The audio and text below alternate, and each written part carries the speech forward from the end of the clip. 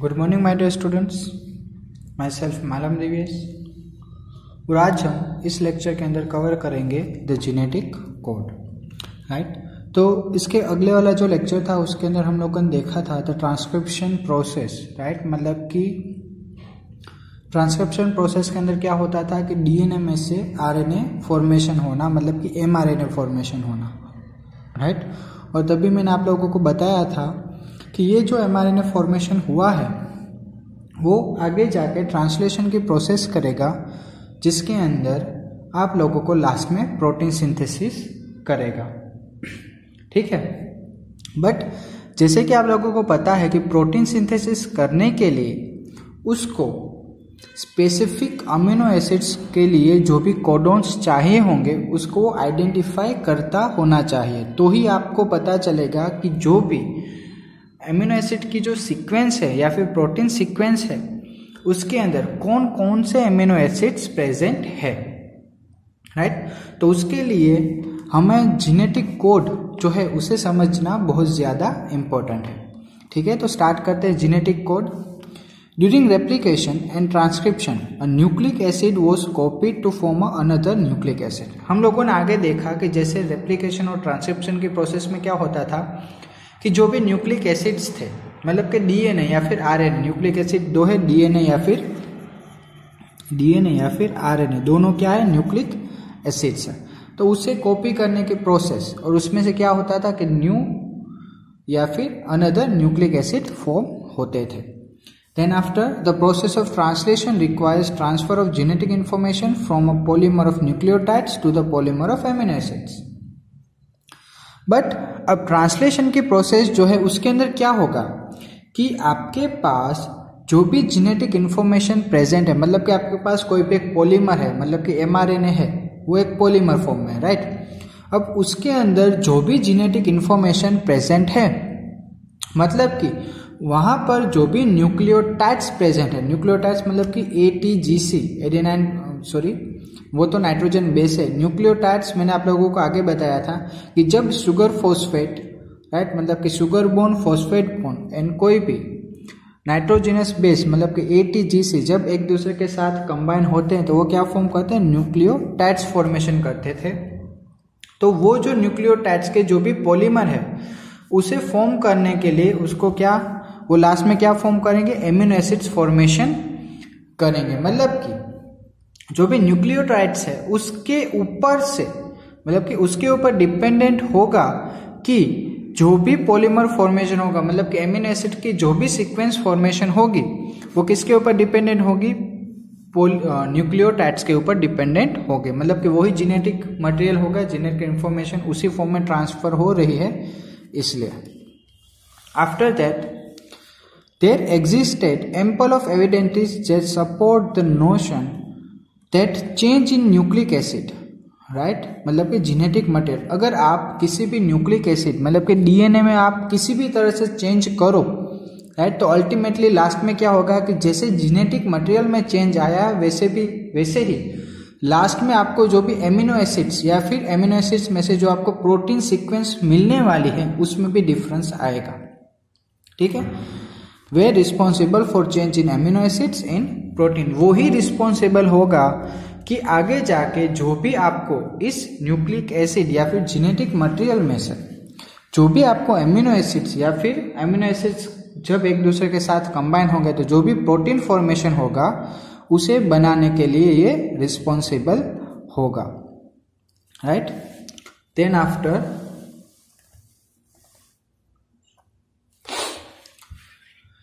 George Gamow, a physicist, who argued that since there are only 4 base, अब देखो जैसे कि हम लोगों को पता है कि जस्ट 4 बेस पेयर्स या फिर 4 ही बेस प्रेजेंट है, कौन कौन से, adenine, guanine, cytosine and thymine, and if they have to code for 20 amino acids, but amino acids कितने हैं टोटल, 20 अमीनो एसिड्स हैं, ठीक है।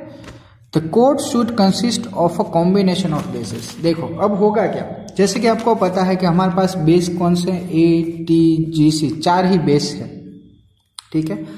अब उसे चारों 4 बेसिस को 20 एमिनो एसिड के लिए कोड करना है, तो क्या होगा कि different types of pair present होगी। देखो AUG या फिर UGC, फिर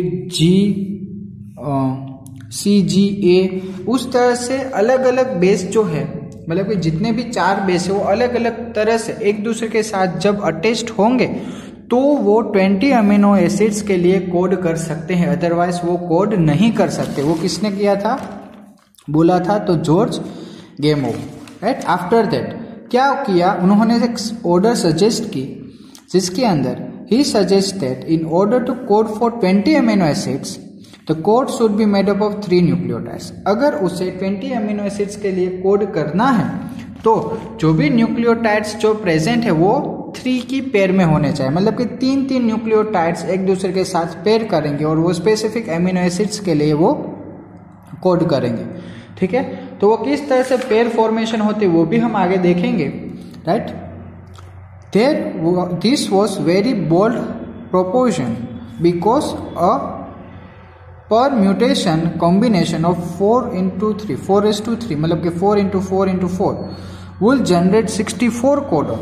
तो इसके बेसिस पर आपको लास्ट में 64 कोडॉन्स मिले और वो 64 जो कोडॉन्स थे वो specific different types of amino acids के लिए रिस्पॉन्सिबल थे। मतलब कि बहुत सारे ऐसे भी अमीनो एसिड्स थे या फिर ऐसे भी कोड्स थे जो एक ही अमीनो एसिड्स के लिए कोड करते थे और कुछ कोड्स ऐसे थे जो स्पेसिफिक एक सिंगल अमीनो एसिड्स के लिए ही कोड करते थे, राइट। अब आगे, the chemical method developed by Hargobind Khorana has able to synthesise RNA molecule with defined combination of bases, right. मतलब कि हरगोबिंद खुराना जो थे उन्होंने क्या किया, एक स्पेसिफिक या फिर सिंथेसाइज आरएनए मॉलिक्यूल, उन्होंने स्पेसिफिक आरएनए मॉलिक्यूल सिंथेसाइज किया, right, by the combination of different basis, homopolymers या फिर कोपॉलीमर्स। अब होमोपॉलीमर्स मीन्स क्या, तो जब एक ही टाइप्स के अमीनो एसिड्स एक दूसरे के साथ अरेंज होकर आरएनए मॉलिक्यूल फॉर्मेशन करेंगे तो उसे हम कहेंगे होमोपॉलीमर। मतलब कि जितने भी पॉलीमर्स जो थे वो सेम टाइप्स ऑफ पॉलीमर्स थे जो एक दूसरे के साथ अटैच हुए थे, उसे होमोपॉलीमर। होमो मतलब कि one, single, right. But copolymer की अगर हम बात करें तो जितने भी पॉलीमर्स एक दूसरे के साथ अटैच्ड हुए हैं वो सभी पॉलीमर्स एक दूसरे से अलग थे, राइट। मतलब कि 2 या more than 2 different types of polymers when attached with each other it forms a copolymer। ये होमोपॉलीमर एंड कोपॉलीमर आप केमिस्ट्री में भी पढ़ोगे डिटेल में, right. Then after Marshall Nirenberg cell free system for protein synthesis finally help the code to be converted. अब उन्होंने क्या किया कि जो भी प्रोटीन सिंथेसिस होता है, राइट, उसके लिए कोड जो थे उनको कन्वर्ट किया। देन सेरेवो ओकाओ, मतलब कि उन्होंने क्या किया, enzyme polynucleotide phosphorylase was also help in polymerizing RNA with a defined sequence in a template independent manner, right। मतलब कि enzymatic synthesis of RNA with the help of enzyme. जो भी आरएनए सिंथेसिस की जो प्रोसेस है उसके लिए help किन्होंने की थी, तो सेवेरो ओकावा। मतलब कि ये सभी जो चीज़ें हैं वो जस्ट हिस्टोरिकल्स है एंड कुछ साइंटिस्ट ने जो जेनेटिक फॉर्म मतलब कि जेनेटिक कोड के फॉर्मेशन में जो पार्टिसिपेट किया है, उनका रोल प्ले किया है, उनके बारे में यहाँ पर आप लोगों ने देखा। अब एक चीज़ और, कोड एंड कोडोन क्या है। Code in the sense when triple nitrogenous base sequence present on DNA, 3 मतलब कि ATG UAG, राइट, ये सभी 3 की जो पेयर्स होती है ना, जब वो एक दूसरे के साथ अटैच्ड होगी तो वो कोड फॉर्मेशन करेगी। अब codon in the sense triple nitrogenous base sequence present on mRNA, मतलब कि 3 की triple nitrogenous base sequence, right, present on mRNA। वो कहाँ पर प्रेजेंट होंगे, mRNA पर जब वो प्रेजेंट होंगे तो उसे हम कोडोन कहेंगे, बट जब वो DNA पर प्रेजेंट होंगे तो उसे हम कोड कहेंगे। It specify a specific amino acids, मतलब कि यहाँ पर जो भी ट्रिपल नाइट्रोजिनस बेस सीक्वेंस जो फॉर्म होगी वो स्पेसिफिक अमीनो एसिड्स के लिए रिस्पॉन्सिबल होगी, राइट। तो अब हम आगे देखते हैं, राइट, कि किस तरह से कोड्स जो है वो फॉर्म होते हैं, राइट, मतलब कि जितने भी 64 हम लोगों ने 64 कोडॉन्स जो देखे हैं उसके बारे में हम देखते हैं। सो यहाँ पर आप देख सकते हो नॉर्मली जो भी प्रोसेस, मतलब कि जेनेटिक कोड की हम बात कर रहे हैं, तो जेनेटिक कोड हम यहाँ पर किसके बारे में बात कर रहे हैं, एमआरएनए। अगर हम एमआरएनए की बात कर रहे हैं तो वहाँ पर क्या होगा, टी की जगह पर आपको क्या देखने मिलेगा, यू देखने को मिलेगा, राइट, टी की जगह पर आपको यू देखने को मिलेगा। तो जैसे कि आप लोगों को पता है आपके पास 4 बेसिस है, right, adenine, guanine, cytosine and thymine. तो यहाँ पर यूरेसिल है। यूरेसिल क्यों है, because in mRNA T replaced by uracil, right, तो यहाँ पर यू प्रेजेंट। देखो अब होगा क्या कि आपको 64 कोडॉन्स फॉर्म करने हैं, ठीक है, आपको 64 कोडॉन्स फॉर्म करने हैं। तो आप कैसे करोगे, first position, second position and third position, ये 3 चीज अगर आप याद कर लोगे तो आपको पूरा 64 कोडॉन्स याद रह जाएंगे। किस तरह से, देखिए फर्स्ट पोजीशन पर क्या है, यू सी ए जी, याद रह गए, U C A G, right. Second position पर क्या है, यू सी ए जी, यहां पर भी U C A G. And third position पे भी वैसे ही, देखो U C A G, U C A G, next one U C A G and U C A G. समझ में आया, राइट। अब आप क्या करोगे, ये चीजें तो आपको समझ में आ गई। अब आप प्लस करोगे, first position plus second position plus third position, तो आपको जो आंसर मिलेगा वो होगा आपका 3 एमिनो एसिड्स का या फिर 3 नाइट्रोजन बेसिस के एक सीक्वेंस मिलेगी जिसे आप कहते हो कोडॉन्स। ठीक है, देखिए कैसे। तो पहले आप यहां पर देखिए, फर्स्ट पोजीशन पर यू, सेकेंड पोजीशन पर भी यू और थर्ड पोजीशन पर यू, तो आपको यू यू यू मिला, राइट। अनदर वन ये वाला, तो फर्स्ट पोजीशन पर यू, सेकेंड पोजीशन पर क्या है यू, राइट, और थर्ड पोजीशन पर क्या है सी, तो आपको यू यू सी मिला।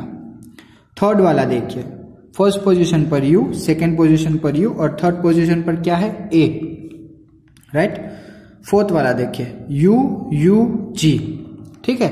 फिर ये वाला देखिए आप, फर्स्ट पोजीशन पर यू, सेकेंड पोजीशन पर सी और थर्ड पोजीशन पर यू। देन ये वाला, फर्स्ट पोजीशन पर U, second position C, third position C, ठीक है। तो जब आप ये पूरा टेबल इस तरह से फॉर्म करोगे तो आपको लास्ट में अल्टीमेटली 64 कोडॉन्स फॉर्मेशन होके मिलेंगे। मैं आपको अब सभी कोडॉन्स तो नहीं बता सकता क्योंकि बहुत देर लगेगी, बट अब आपको पता चल चुका होगा कि किस तरह से जो 64 कोडॉन्स जो है वो किस तरह से फॉर्मेशन होते हैं या फिर किस तरह से फॉर्म होते हैं, ठीक है। बट एक चीज और, यहाँ पर आपको 2 डिफरेंट चीजें मिलेगी। देखो, एक तो है मिथ्योनिन, राइट। मिथ्योनिन जो है वो ऑलवेज स्टार्ट कोडॉन होगा, राइट। यहाँ पर 2 टाइप्स के कोडॉन होते हैं, एक तो स्टार्ट कोडॉन होंगे एंड स्टॉप कोडॉन होंगे, राइट। मेनली जो भी एमआरएनए सिंथेसिस, मतलब कि एमआरएनए में से जो भी प्रोटीन सिंथेसिस की जो प्रोसेस होती है ना, वो स्टार्ट कोडॉन से स्टार्ट होती है। तो स्टार्ट कोडॉन क्या होगा, एयूजी, मतलब कि जब भी एमआरएनए के सीक्वेंस में एयूजी मिलेगा तब प्रोटीन सिंथेसिस स्टार्ट हो जाएगा, राइट। ये चीज हम आगे ट्रांसलेशन में देखेंगे कि किस तरह से मिथ्योनिन फॉर्मेशन होता है, वो मतलब कि एमिनो एसिड्स किस तरह से फॉर्मेशन होते हैं वो। बट जस्ट आप लोगों के लिए इंफॉर्मेशन के लिए कि जो भी स्टार्ट कोडॉन है वहां से प्रोटीन सिंथेसिस की प्रोसेस स्टार्ट होती है, राइट। और अगर हम स्टॉप कोडॉन की बात करें तो 3 स्टॉप कोडॉन है। पूरे 64 कोडॉन में से जस्ट 3 ही ऐसे कोडॉन्स है जो स्टॉप कोडॉन है। तो वो कौन कौन से, UAA, UAG एंड UGA, ये 3 ही ऐसे कोडॉन्स हैं जो स्टॉप कोडॉन की तरह वर्क करते हैं। मतलब कि एमआरएनए के सीक्वेंस में जब ये 3 में से कोई भी एक कोडॉन, मतलब कि ट्रिपल नाइट्रोजिनस बेस सीक्वेंस जो है ये तीनों, उनमें से कोई भी एक सीक्वेंस जब यहां पर आ जाएगी, मतलब कि एमआरएनए के सीक्वेंस में आ जाएगी, तो वहां पर क्या होगा कि जो भी प्रोसेस हो रही थी वो स्टॉप हो जाएगी। मतलब कि प्रोटीन सिंथेसिस की जो प्रोसेस हो रही थी वो स्टॉप हो जाएगी, राइट। ठीक है, तो अब आपको पूरा जो टेबल है वो क्लियरली समझ में आ चुका होगा। और total 20 types of amino acids है, वो अलग अलग एमिनो एसिड्स के लिए यहाँ पर आपको दिया गया है, राइट। मतलब कि अलग अलग कोड्स जो है वो अलग अलग टाइप्स, मतलब कि different types of amino acids के लिए कोड करते हैं। और कुछ ऐसे भी कोड्स हैं जो same type of amino acids के लिए भी कोड करते हैं, राइट। तो वो भी हम आगे देखेंगे। तो मैं आपको अब एक छोटा सा वीडियो है 2 to 3 मिनट्स का, उस वीडियो के अंदर से आपको जो भी जेनेटिक कोड का जो कॉन्सेप्ट है, अगर आपको इस थियरी में से नहीं समझ में आया तो उसमें से आपको क्लियरली आइडिया आ जाएगा कि how does genetic code perform it's work, right. वो एक वीडियो देख लेते हैं, उसके बाद हम आगे बढ़ेंगे। Protein. The specific region of DNA that encodes the genetic information is called a gene, and there can be several genes in the genome. For example, E. coli has roughly 4,500 genes, while humans have 30,000 genes. It's usually by the process of transcription, the genetic information in the DNA flows in RNA, also known as the messenger RNA or mRNA. The information contained in mRNA is further used by the translational machinery to make proteins. This flow of information from DNA to RNA and protein is also known as central dogma of molecular biology. This was given by Francis Crick in the year 1958. The genetic code.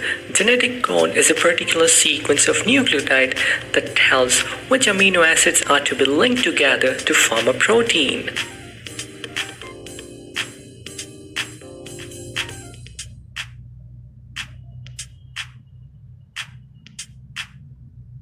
The genetic code consists of 64 triplets of nucleotides that codes for 20 amino acids. Each of these triplets are known as codons. Now, as there are 64 codons and only 20 amino acids, a single amino acid can be coded by more than one codon. This property of genetic code is known as degeneracy. For example, amino acid proline can be coded by CCU, CCC, CCA, and CCG.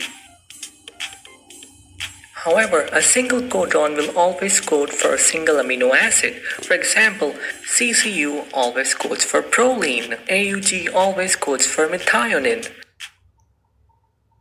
This property of genetic code is called non-ambiguity.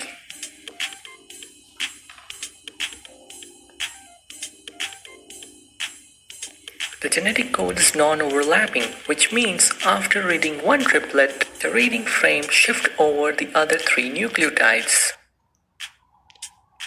The genetic code is commaless, which means there is no extra nucleotide between the codons. The genetic code has start and stop codons. AUG is usually a start codon that codes for methionine, and stop codons are UAA, UAG, and UGAA. The stop codons are also known as nonsense codons as they do not code for any amino acid. The genetic code is nearly universal, which means it is same in humans, bacteria, plants, and amphibians.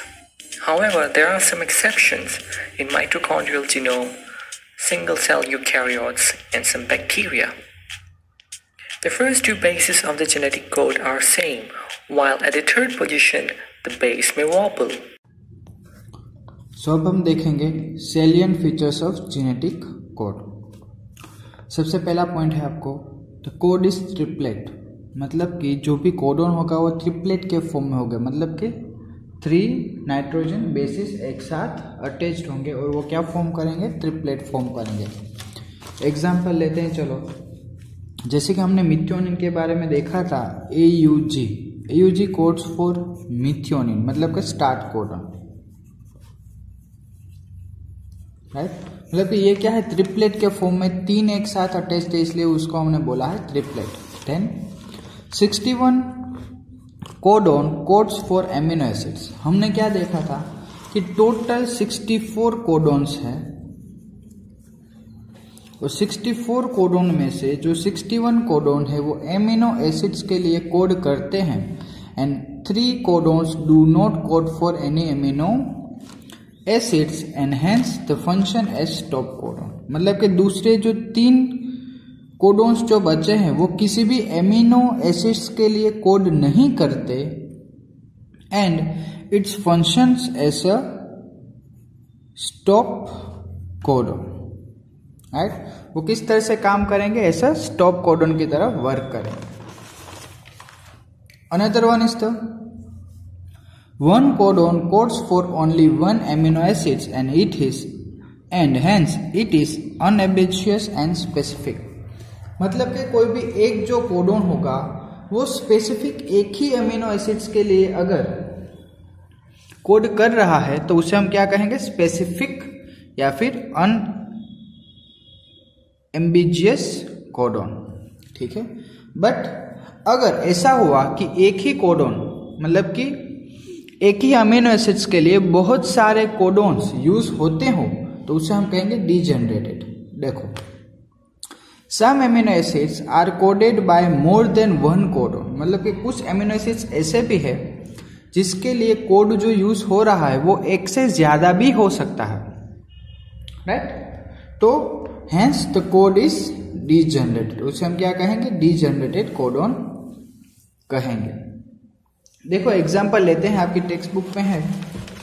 Right, हमने जो table देखा था वही example लेते हैं। चलो, यहां पर आप देख सकते हैं कि जो मिथ्योनिन है वो एक ही मिथ्योनिन मतलब कि AUG जो है वो एक ही ऐसा है जो मिथ्योनिन के लिए मतलब कि टोटल 64 कोडोन्स में से एक ही ऐसा है जो मिथ्योनिन के लिए कोड कर रहा है।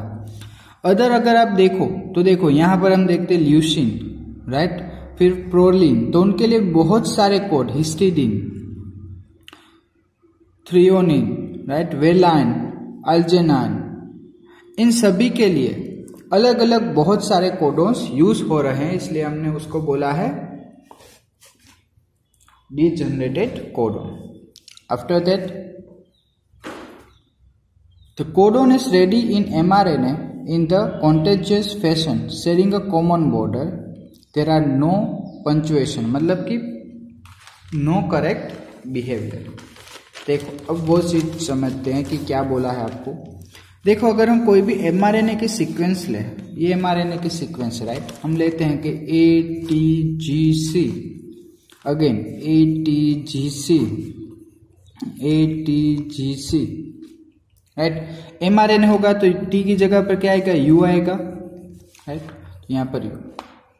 अब होगा क्या कि देखो हमने क्या बोला कि ट्रिपलेट के फॉर्म में कोडोन्स होते हैं। देखो अगर सोचो कि ये जो है वो एक कोडोन, ये एक कोडोन हुआ, ठीक है, दूसरा कोडोन डायरेक्टली स्टार्ट कहां से होगा, यहां से ही दूसरा कोडोन स्टार्ट होगा। राइट, मतलब कि दोनों के बीच में गैप प्रेजेंट नहीं है। ठीक है, यहां से अगर देखें तो यहां से स्टार्ट होगा, यहां पर खत्म, यहां से स्टार्ट, यहां पर खत्म। राइट, मतलब कि बॉर्डर लाइन जो है ना वो दो कोडोन के लिए एक सिंगल बॉर्डर लाइन ही यूज होती है। राइट, इसलिए हमने उसको बोला है कि they are in contagious fashion. After that the code is nearly universal, for example the bacteria to humans. Right, मतलब कि कोड जो होते हैं वो यूनिवर्सल होते हैं, सभी के लिए सेम।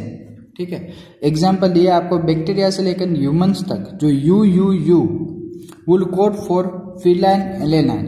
राइट, मतलब कि फिनाइल एलेनाइन के लिए जो कोड है वो है UUU। Some exceptions to the rule have been found in mitochondrial codons and in some pathogens। मतलब कि कुछ ऐसे भी हैं, मतलब कि माइटोकॉन्ड्रियल कोडोन्स एंड कुछ ऐसे पैथोजेंस भी हैं जिसके अंदर आपको ये जो कोड है वो देखने को नहीं मिलता। मतलब कि फिनाइल एलेनाइन के लिए जो हम UUU कोड जो यूज कर रहे हैं वो आपको देखने को नहीं मिलता। Another AUG has dual function. अब देखो AUG किसके लिए कोड कर रहा है, मिथ्योनिन के लिए। राइट, तो AUG के पास दो फंक्शन है, एक तो है it codes for methionine and also act as initiator codon. ये चीज मैंने आपको आगे भी बताई थी कि जो मिथ्योनिन है उसके लिए AUG कोड होता है, एक ही ऐसा कोड है जो मिथ्योनिन को कोड करता है। और जब प्रोटीन सिंथेसिस स्टार्ट होते मतलब कि इनिशिएशन होता है राइट, इनिशिएशन प्रोसेस जब स्टार्ट होती है तो जो भी पॉलीमरेज एंजाइम होगा वो सबसे पहले जाके बाइंड किसके साथ होगा, इनिशिएटर कोडोन के साथ। मतलब कि यहाँ पर इनिशिएटर कोडोन कौन होगा, मिथ्योनिन या फिर AUG। तो अब हम आगे बढ़ते हैं, राइट। तो म्यूटेशन एंड जेनेटिक कोड। अब म्यूटेशन क्या है एंड जेनेटिक कोड, राइट, वो दोनों को एक साथ हम देखेंगे। म्यूटेशन इन द सेंस, अगर किसी भी जेनेटिक कोड में जो जेनेटिक कोड होना चाहिए उसके जगह पे कोई दूसरा जेनेटिक कोड आ गया, राइट, मतलब कि एग्जांपल लेते हैं चलो कि मिथ्योनिन के लिए AUG है, राइट, तो ये एक ही कोडोन ऐसा है जो मिथ्योनिन के लिए कोड करता है। बट अगर ऐसा हुआ कि AUG की जगह पर C आ गया तो ये क्या हुआ, म्यूटेशन हुआ, राइट, दिस इज म्यूटेशन। तो अब ये जो कोड है वो किसी भी मिथ्योनिन के लिए कोड नहीं करेगा, ठीक है। मतलब कि अगर एक सिंगल नाइट्रोजन बेस, राइट, ये सभी नाइट्रोजन बेस है, मतलब कि एक सिंगल नाइट्रोजन बेस में अगर किसी भी तरह का चेंज आ गया तो क्या होगा कि वो जो एमिनो एसिड्स के लिए कोड कर रहा था अब वो उस एमिनो एसिड्स के लिए कोड नहीं करेगा, बट उसके अलावा कोई भी दूसरा एमिनो एसिड, राइट, उसके अलावा कोई भी दूसरे एमिनो एसिड्स के लिए वो कोड कर देगा, ठीक है। ओके, चलो दूसरा एग्जांपल लेते हैं कि UUU हमने देखा था अभी, राइट, फिनाइल एलेनाइन के लिए कोड करता है। अब अगर ऐसा हुआ कि UUU की जगह पर अब वहां पर क्या आ गया, UUA आ गया, राइट, तो चेंज हुआ। तो ये जो A है वो किसी भी फिनाइल एलेनाइन के लिए कोड नहीं करेगा, वो किसके लिए कोड करेगा, ल्यूसीन, राइट, वो ल्यूसीन के लिए कोड करेगा। समझ में आया?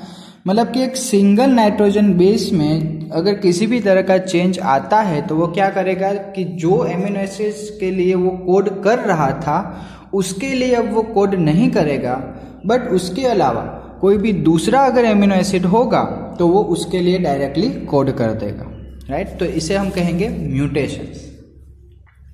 ओके, तो देखते हैं example. The relationship between genes and DNA are best understood by mutation study. मतलब कि आपको पता है कि DNA और जीन्स दोनों एक दूसरे के साथ रिलेशन रखते हैं।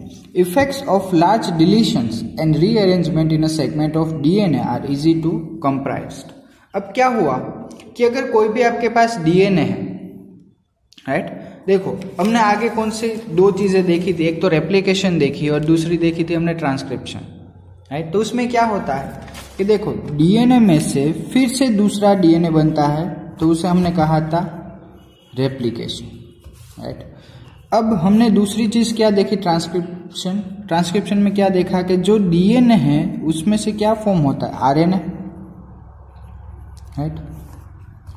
होगा ये कि जब DNA में से RNA बनता है तो क्या होगा कि किसी भी एक दो न्यूक्लियोटाइड्स, राइट, एक दो नाइट्रोजन बेस में क्या होगा कि चेंज आ जाएगा। देखो लिखते हैं कि ATGCAT ये है, राइट, ये क्या है, DNA में था। अब वो जब mRNA बनाएगा तो होगा ये कि जो सीक्वेंस जो थी वो क्या करेगी, ATCTAT इस तरह से हो गया। मतलब कि क्या हुआ, चेंज हुआ, कहां पर चेंज हुआ, ये दो प्लेस पर चेंज हुआ, ठीक है। इससे होगा क्या कि जब mRNA या फिर जब RNA किसी भी चीज के लिए कोड करेगा तो ये कोड क्या हो गए, चेंज हो गए। यहाँ पर भी ये जो कोड जो थे वो किसी और के लिए, मतलब कि दूसरे को एमिनो एसिड्स के लिए कोड कर रहे थे। यहाँ पर अब ये जो एमिनो एसिड है वो भी किसी दूसरे एमिनो एसिड्स के लिए कोड करेंगे, राइट। मतलब कि जो भी इंफॉर्मेशन ट्रांसफर होनी थी वो अब इंफॉर्मेशन ट्रांसफर नहीं हुई होगी, उसके अलावा कोई भी दूसरी इंफॉर्मेशन उसके पास ट्रांसफर हो गई होगी, ठीक है। तो इस तरह से डिलीशंस या फिर रीअरेंजमेंट, मतलब कि किसी भी DNA के अंदर किसी भी तरह का डिलीशंस हुआ या फिर रीअरेंजमेंट होगा तो हो सकता है कि बहुत बार जो नाइट्रोजन बेस जो अटैच्ड होते हैं सीक्वेंस में, वो सीक्वेंस में अटैच नहीं होते, बट उसके अलावा कोई भी दूसरे नाइट्रोजन बेस वहां पर अटैच हो जाते हैं, राइट। इट में रिजल्ट इन लॉस और gain of gene and choice function. उससे क्या होगा कि उनके पास किसी भी जीन को लॉस कर देगा या फिर किसी भी दूसरे अनवांटेड जीन को वो एक्सेप्ट कर लेगा, राइट, और उसके फंक्शन के ऊपर अफेक्ट करेगा।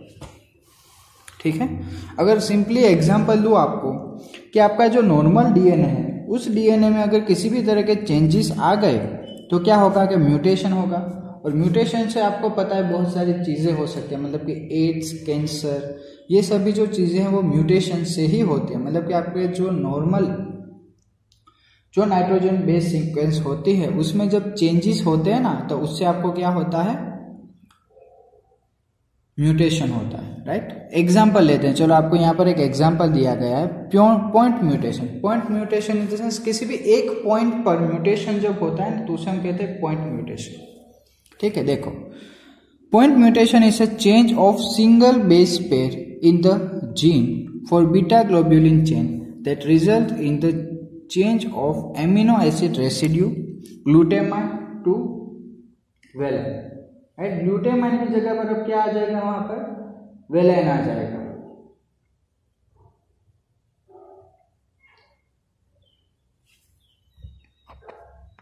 ओके, तो ये चीज जो है वो भी समझ लेते हैं। आपको क्या बोला है कि जब किसी भी एक जगह पर, मतलब कि एक सिंगल बेस पे में जब किसी भी तरह का अनवांटेड चीजें आ जाती है, मतलब कि जीन में चेंज होते हैं, तो उससे क्या होगा, यहाँ पर ग्लूटामाइन जो एमिनो एसिड था उसकी जगह पर कौन सा आ जाएगा, वेलाइन आ जाएगा। किस तरह से, देखो, ग्लूटामाइन जो है वो कैसे कोड होता है, GAA codes for glutamine, right. GAA codes for glutamine. अब होगा ये कि GAA की जगह पर अब होगा क्या कि GUA आ जाएगा, तो ये A जो है वो किसके लिए कोड करेगा, वेलाइन। समझ में आया, मतलब कि हुआ क्या कि ये जो कोड कर रहा था ग्लूटामाइन को, अब होगा ये कि A की जगह पर जब U आ जाएगा तो वो किसके लिए कोड कर देगा, वेलाइन के लिए। मतलब कि एक सिंगल बेस पेयर, इसे हम सिंगल बेस पेयर कहेंगे। एक सिंगल बेस पेयर पर जब किसी भी तरह के म्यूटेशन होता है, राइट, तो उसे हम कहेंगे पॉइंट म्यूटेशन। तो अब समझ में आया होगा मैं भी आपको कि पॉइंट म्यूटेशन क्या है। ठीक है, it results into a disease conditions called the sickle cell anaemia. इससे आपको एनीमिया भी हो सकता है। ओके, तो अब हम देखेंगे कि आपकी टेक्स्ट बुक में जो आपको एग्जाम्पल दिया गया है वो हम रीड करेंगे, उसके ऊपर से आपको क्लियर कट आइडिया आ जाएगा। देखो, सबसे पहले स्टार्टिंग करते हैं यहाँ से। देखो, ये 3 वर्ड्स, मतलब कि सोचो कि ये जेनेटिक कोड है या फिर कोडोन्स है। ठीक है, अब हुआ क्या कि यहाँ पर जो R है, रेड, राइट, तो यहाँ पर क्या हुआ कि एक सिंगल बेस पेयर पर किसी भी तरह का म्यूटेशन हुआ, राइट। सिंगल बेस पेयर पर किसी भी तरह का म्यूटेशन होता, R की जगह पर क्या आ गया, B आ गया। ठीक है, अब आगे क्या हुआ,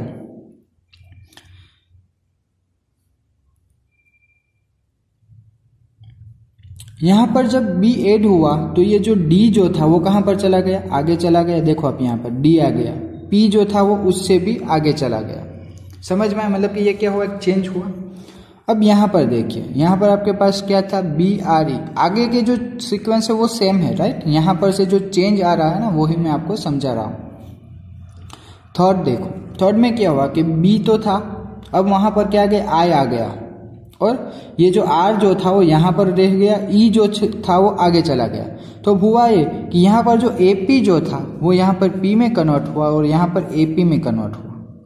मतलब कि एक एक जो नाइट्रोजन बेस है वो आगे शिफ्ट होते जा रहा है। मतलब कि यहाँ से यहाँ पर, यहाँ से यहाँ पर, यहाँ से यहाँ पर और यहाँ से यहाँ पर, राइट, उसकी प्लेस चेंज होती जा रही है। ठीक है, यहाँ पर देखिए थर्ड पोजीशन पर, थर्ड पोजीशन में क्या हुआ कि राम हैस, यहाँ पर क्या हुआ, बिग, राम हैस बिग रेड कैप, राइट। मतलब कि हुआ क्या था, पहले हम उसे रीड क्या करते थे, राम हैस रेड कैप, अब लास्ट में हमने उसे रीड क्या किया, राम हैस बिग रेड कैप। मतलब कि ये जो बिग हुआ ना वो क्या है, म्यूटेशन हुआ। ठीक है, मतलब कि इस तरह से आप आइडेंटिफाई कर सकते हैं। सिंपली सेंटेंस में आपको जस्ट समझाने के लिए बोला गया है, बट आप इस एग्जाम्पल को लिख नहीं सकते, ठीक है।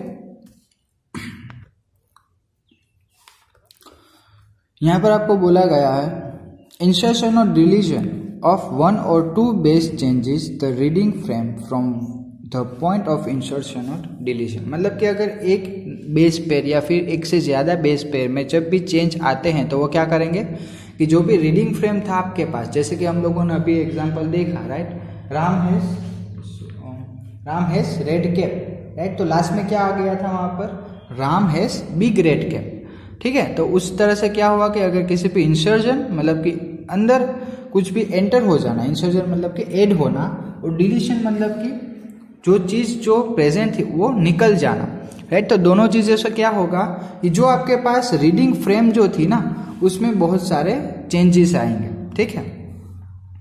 Insertion or deletion of to और it's multiple basis, insertion or deletion of one और multiple codon remains unaltered from one or multiple amino acids and reading frame from the point onwards, right. Such mutation are referred to as frame shift, insertion और deletion mutation। अब होगा क्या कि आपके पास कोई भी एक रीडिंग फ्रेम है, राइट, जैसे कि हम लोगों ने यहाँ पर ही देखी थी Ram has big red cap, तो उसमें क्या हुआ कि जो शिफ्ट हुआ ना, मतलब कि फ्रेम जो थी वो शिफ्ट हुई, किस तरह से, ओके समझाता हूँ आपको। देखिए क्या हुआ कि पहले क्या था, Ram has big red cap, right, तो क्या हुआ कि ये जो कैप थी, ये जो रेड था वो आगे शिफ्ट हो गया, देखो कैप आगे आ गया, रेड आगे आ गया, बट उन दोनों के बीच में हैज एंड रेड के बीच में क्या हुआ, ये तीन लेटर्स जो ऐड हुए हैं ना, राइट, उसे हम कहेंगे फ्रेम शिफ्ट। मतलब कि इसी की वजह से जो पहले की जो फ्रेम जो थी वो शिफ्ट हो गई, राइट, वो आगे चली गई, एक उसने अपनी प्लेस को चेंज किया, तो उसी के नाम पर, उसी के बेसिस पर हम लोगों ने नाम दिया है इसको frame shift insertion or deletion mutation. अब डिलीशन म्यूटेशन मीन्स क्या होगा, अगर ऐसा सोचो कि ये जो रेड जो है वो अगर यहां से निकल गया तो क्या होगा, आंसर इसका कि राम हैज कैप, बस। अब वो कैप कैसी है, रेड है, बिग है, वो तो किसी को पता ही नहीं है, ठीक है। होगा क्या, राम हैज कैप, बस खत्म। मतलब कि रेड जो था वो क्या हो गया, डिलीट हो गया, उसकी प्लेस पर से वो डिलीट हो गया। अब हम आगे देखेंगे टीआरएनए द एडेप्टर मॉलिक्यूल। अब टीआरएनए जो है वो एडेप्टर मॉलिक्यूल क्यों है और वो किस तरह से वर्क करता है उसके बारे में है। अभी मैं आपको ये चीज समझा तो दूंगा, बट जब आप लोग ट्रांसलेशन की प्रोसेस पढ़ोगे तो उसके अंदर आपको पता चलेगा कि टीआरएनए को क्यों एडेप्टर मॉलिक्यूल बोला गया, राइट। और एक चीज मैं आपको पहले ही बता दूं, मैंने आपको पहले बोला था कि जो टीआरएनए है वो जो रिबोसोम का लार्ज सब यूनिट होता है ना, उसके साथ क्या अटैच होता है, टीआरएनए। टीआरएनए जो है वो रिबोसोम के लार्ज सब यूनिट के साथ अटैच होता है, और एमआरएनए जो है वो रिबोसोम के स्मॉल सब यूनिट पर अटैच होता है। देखो ये आपको पता है कि एक रिबोसोम है, ठीक है, ये रिबोसोम है। रिबोसोम के पास क्या होता है, ये एक साइट होती है जिसे हम कहते हैं mRNA binding site, right. MRNA binding site होते हैं। क्या होगा कि स्मॉल सब यूनिट, ये क्या है, स्मॉल सब यूनिट है, ये क्या है, लार्ज सब यूनिट होगा। कि जब एमआरएनए के सीक्वेंस जो आएगी, ये एमआरएनए है, तो वो अटैच पहले किसके साथ होगी, स्मॉल सब यूनिट के साथ अटैच होगी, राइट। और जो टीआरएनए जो होगा वो किसके साथ अटैच होगा, लार्ज सब यूनिट के साथ। समझ में आया, ओके। आगे देखते हैं टीआरएनए से adapter molecule. Francis Crick said that there has to be mechanism to read the code and also to link it to the amino acids because amino acids have no structural specificities या फिर specialities to read the codon uniquely। मतलब कि हुआ क्या कि देखो हमें अभी तक क्या पढ़ा कि जो भी कोड्स जो है, राइट, वो एक मैकेनिज्म थ्रू ट्रांसफर होते हैं, बट जो भी कोडोन्स जो है, राइट, उसके पास ऐसी एबिलिटी तो है ही नहीं कि वो स्पेसिफिक अमीनो एसिड्स को समझ ले। मतलब कि उनको पता चल जाए कि अभी जो कोडोन आने वाला है वो कौन सा कोडोन है, राइट। तो वो तो उसको पता ही नहीं है, ठीक है। तो उसके पास क्या होना चाहिए, एक स्पेशलिटीज होनी चाहिए, मतलब एक स्पेशलिटी होनी चाहिए कि जिसकी वजह से वो स्पेसिफिक कोडोन को वो रीड कर सके, राइट।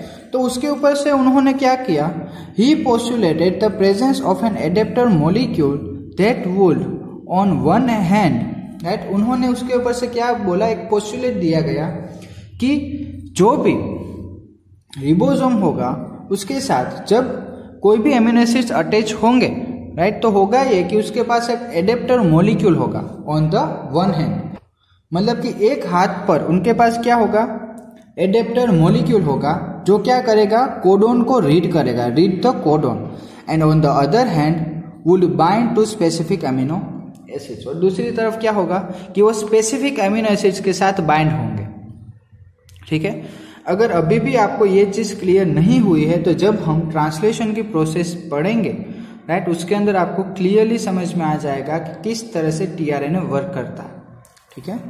तो टीआरएनए देन कॉल्ड एसआरएनए, मतलब कि सोल्यूबल टीआरएनए को क्या कहते हैं हम, सोल्यूबल आरएनए भी कह सकते हैं। TRNA has an anticodon loop that has bases complementary to the code and it also has an amino acid acceptor end to which it's bind to amino acid. Okay, वो example हमारी text book में दिया गया है, वहां से ही देखते हैं।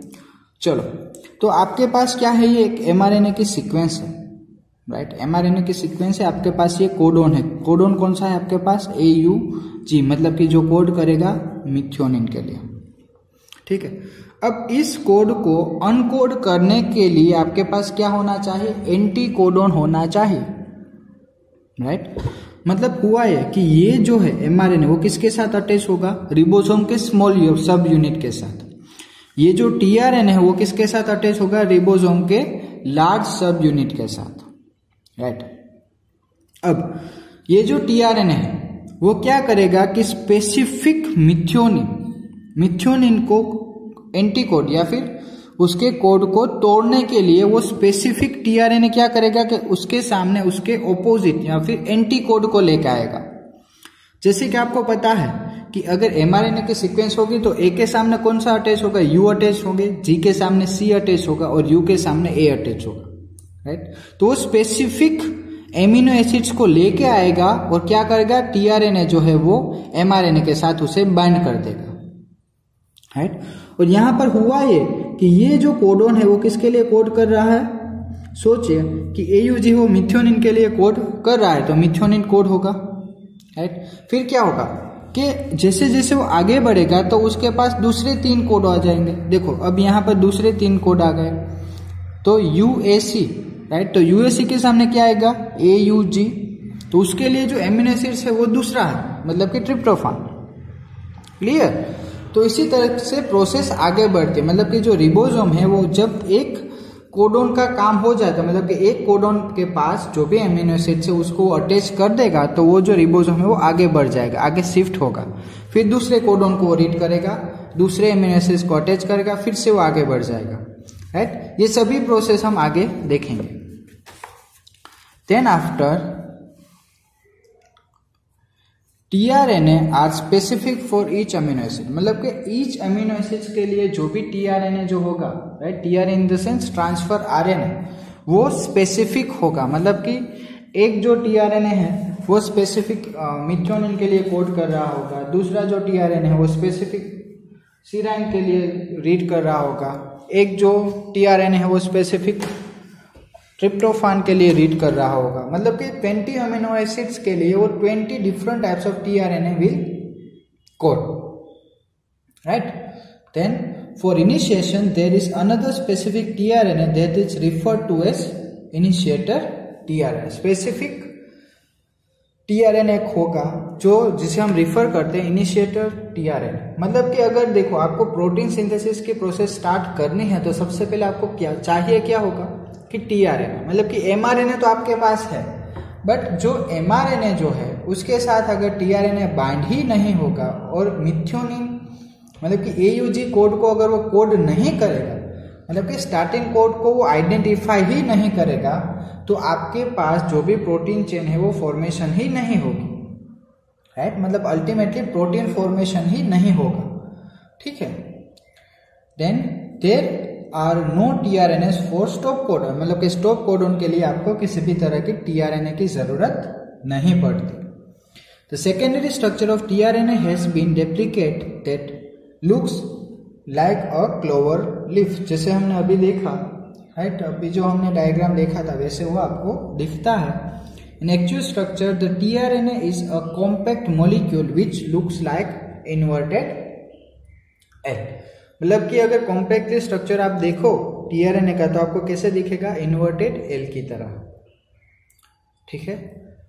तो यहाँ पर जो हमारा टॉपिक था जेनेटिक कोड ये कंप्लीट होता है। आई होप सो आप लोगों को अच्छे से क्लियरली जेनेटिक कोड समझ में आ चुका होगा। अगर आपको अभी भी कुछ डाउट है कि how does the tRNA work, right, तो वो सभी चीज़ें आपको अब जो हमारा नेक्स्ट लेक्चर होगा जो होगा ट्रांसलेशन के अंदर आपको क्लियरली आइडिया आ जाएगा कि how did the tRNA work और जेनेटिक कोड का काम क्या है, ठीक है। वो सभी चीज़ें आपको क्लियरली आइडिया आ जाएगा। Thank you. Good morning my dear students. Myself मालम दिवेश और आज हम स्टार्ट करेंगे स्टैंडर्ड 12th चैप्टर नंबर 6। जो नेक्स्ट टॉपिक है वो है ट्रांसलेशन, राइट। तो ट्रांसलेशन के बारे में हम इस लेक्चर के अंदर डिटेल में देखेंगे।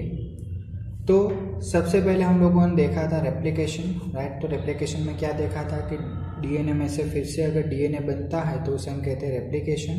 देन हम लोगों ने देखा था ट्रांसक्रिप्शन। तो ट्रांसक्रिप्शन में क्या होता था कि डीएनए में से आरएनए फॉर्म होता था, एमआरएनए फॉर्मेशन होता था, तो उसे हमने कहा है ट्रांसक्रिप्शन।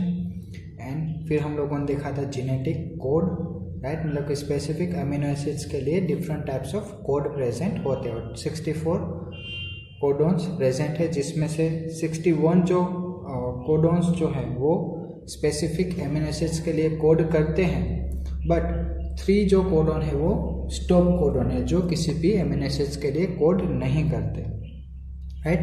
तो अब हम ट्रांसलेशन में देखेंगे कि जो ट्रांसक्रिप्शन में जो एमआरएनए फॉर्मेशन हुआ है उस एमआरएनए के सीक्वेंस में से अब क्या हम देखेंगे कि जो भी प्रोटीन्स, राइट, या फिर एमिनो एसिड की जो सीक्वेंस है वो किस तरह से फॉर्मेशन होती है उसके बारे में हम इस लेक्चर के अंदर देखेंगे, ठीक है। तो एक चीज और कि अभी तक जो भी हम लोगों ने प्रोसेस देखी वो कहाँ हो रही थी, सेल के अंदर। देखो मतलब कि एक सेल है, राइट, सेल का न्यूक्लियस, और न्यूक्लियस में क्या होता है, न्यूक्लियर पोर्स प्रेजेंट होते हैं, इस तरह से न्यूक्लियस पोर, ठीक है। यहाँ पर क्या होगा, डीएनए होगा, राइट। अब डीएनए में से हमने क्या बनाया, एमआरएनए, राइट। अब क्या होगा कि ये जो ट्रांसक्रिप्शन की प्रोसेस में जो एमआरएनए फॉर्म हुआ है वो अभी प्रेजेंट कहाँ है, न्यूक्लियोप्लाज्म के अंदर, मतलब कि न्यूक्लियोप्लाज्म के अंदर ही अभी प्रेजेंट है। बट जब ट्रांसलेशन की प्रोसेस करनी होती है तो ये जो एमआरएनए फॉर्म हुआ है वो कहाँ पर आ जाएगा, सेल के साइटोप्लाज्म, राइट। मतलब कि ये क्या है, सेल साइटोप्लाज्म। मतलब कि न्यूक्लियोप्लाज्म में जो एमआरएनए था जब उसे ट्रांसलेशन की प्रोसेस करनी है तो वो जो एमआरएनए वो कहाँ पर आ जाएगा, सेल के साइटोप्लाज्म में आ जाएगा। जब सेल के साइटोप्लाज्म में आ जाएगा तो उसके बाद जो प्रोसेस है प्रोटीन सिंथेसिस की वो स्टार्ट होगी, ठीक है। क्यों, बिकॉज जैसे कि आपको पता है कि अगर प्रोटीन फॉर्मेशन करना है एमआरएनए को तो उसको क्या चाहिए होगा, रिबोसोम। क्या चाहिए होगा, रिबोसोम। बट रिबोसोम जो है वो न्यूक्लियोप्लाज्म, मतलब कि न्यूक्लियस के अंदर तो रिबोसोम प्रेजेंट ही नहीं है, राइट। रिबोसोम प्रेजेंट कहाँ पर है, साइटोप्लाज्म में प्रेजेंट है। तो इसलिए एमआरएनए को साइटोप्लाज्म में तो पहले आना पड़ेगा ना। जब वो साइटोप्लाज्म में एंटर होगा उसके बाद जो पूरी प्रोसेस है एमिनो एसिड सिंथेसिस की या फिर प्रोटीन सिंथेसिस की वो स्टार्ट होगी। क्लियर, देखते हैं आगे क्या है। Translation refers to the process of polymerisation of amino acids to form a polypeptide, मतलब कि जब बहुत सारे एमिनो एसिड्स एक दूसरे के साथ अटैच्ड हो जाते हैं तो वो क्या फॉर्म करते हैं, पॉलीपेप्टाइड, मतलब कि पेप्टाइड चेन। वो जो एक एमिनो एसिड्स है वो दूसरे एमिनो एसिड्स के साथ, देखो एग्जांपल लेते हैं, यहाँ पर कोई भी एक एमिनो एसिड्स है, वो दूसरे एमिनो एसिड, तीसरा एंड चौथा एमिनो एसिड, ये 4 एमिनो एसिड्स है, ठीक है। हुआ क्या, पहला लेते हैं हम ग्लाइसिन, राइट, दूसरा लेते हैं सीराइन, फिर लेते हैं मिथियोनिन, फिर लेते हैं वेलाइन, राइट। तो ये चारों क्या है, एमिनो एसिड्स है, बट इन एक एमिनो एसिड्स को दूसरे एमिनो एसिड्स के साथ अटैच तो होना होगा ना, तो वो जो अटैच होगा वो कौन से बॉन्ड से होगा, peptide bond, peptide bond present होगा। मतलब कि एक एमिनो एसिड जब दूसरे एमिनो एसिड्स के साथ अटैच होते हैं तो उसके बीच में जो बॉन्ड फॉर्मेशन होता है वो कौन सा होगा, पेप्टाइड बॉन्ड फॉर्मेशन होगा, जिसकी वजह से हमने इसे नाम क्या दिया है, पॉलीपेप्टाइड चेन, राइट। मतलब कि एमिनो एसिड जब एक दूसरे के साथ बहुत सारे अटैच हो जाएंगे तो वो क्या फॉर्म करेंगे, पेप्टाइड चेन या फिर पॉलीपेप्टाइड चेन। क्लियर, तो अब आपको पता चल चुका होगा कि क्यों हमने पॉलीपेप्टाइड बोला है। The order and sequence of amino acids are defined by the sequence of base in the mRNA। अब जो भी सीक्वेंस प्रेजेंट है, राइट, मतलब कि जो भी एमिनो एसिड्स अटैच होने वाले हैं वो किसके ऊपर डिपेंडेंट होंगे, कि जो हमारे पास mRNA की जो सीक्वेंस है उसके ऊपर ही डिपेंडेंट होगा कि कौन से टाइप ऑफ एमिनो एसिड, मतलब कि कौन से एमिनो एसिड्स अब इस सीक्वेंस में अटैच्ड होंगे, ठीक है। तो amino acids are joint by a bond which is known as a peptide bond. ये चीज भी मैंने आपको बता दी कि जो एक एमिनो एसिड है वो दूसरे एमिनो एसिड के साथ जब बॉन्ड फॉर्मेशन करता है तो बॉन्ड कौन सा होगा, पेप्टाइड बॉन्ड, राइट। लास्ट, तो formation of peptide bond requires energy, but उसको चाहिए क्या, एनर्जी चाहिए होगी, जो होगी जीटीपी के फॉर्म में, है जीटीपी के फॉर्म में उसके पास एनर्जी होगी जिसका वो यूटिलाइजेशन करेगा, मतलब कि यूज करेंगे और वो एक दूसरे के साथ बॉन्ड फॉर्मेशन करेंगे, राइट। तो अब जो हमारे ट्रांसलेशन की प्रोसेस जो है वो जब अब हम आगे बढ़े उससे पहले मैं आपको एक छोटा सा 2 to 3 मिनट्स का एक वीडियो है वो पहले मैं आपको बताना चाहता हूँ, उसके बाद हम आगे देखेंगे कि how does the translation takes place, right. तो जब आप ये 2 to 3 मिनट्स का जो वीडियो है जब वो आप देखोगे तो आपको क्लियरली समझ में आ जाएगा कि ट्रांसलेशन की प्रोसेस में एक्चुअली में क्या होता है और जो प्रोटीन सिंथेसिस होता है, मतलब कि जो भी एमिनो एसिड्स एक दूसरे के साथ अटैच्ड होते हैं वो किस तरह से अटैच्ड होते हैं, ठीक है। तो पहले वो वीडियो देखते हैं, उसके बाद हम आगे थियोरी में बढ़ेंगे। Inside the body, the process of translation occurs within every single cell. Each cell has a nucleus. After transcription, mRNAs move out of the nucleus and enter the cytoplasm. This mRNA strand acts as a template for protein synthesis. Present in the cytoplasm is an enzyme, amino-acyl tRNA synthetase. The enzyme macromolecule has 2 binding sites. One site recognizes the amino acid methionine. This is followed by the binding of the ATP molecule and release of pyrophosphate, resulting in activation of amino acid. Finally, the tRNA and the activated amino acid bind together. This amino-acylated tRNA is known as met-tRNA and is released from the enzyme. This marks the commencement of first stage of protein synthesis, the initiation stage. During the initiation stage, a small subunit of a ribosome binds to the mRNA strand. The mRNA strand is made up of codons, which are sequences of 3 bases. Then the ribosome subunit moves along the mRNA in 5' to 3' direction until it recognizes the AUG codon or the initiation codon. At this point, met-tRNA possessing the anticodon UAC pairs up with the AUG codon of the mRNA. Then a large subunit of ribosome combines with a small ribosomal subunit. The large subunit shows 3 sites: the acceptor site or the A site, the peptidyl site or the P site, the exit site or the E site. This whole unit forms the initiation complex. This is followed by the elongation stage. During this stage, another tRNA carrying molecule of an amino acid approaches the mRNA ribosome complex and fits in the A site.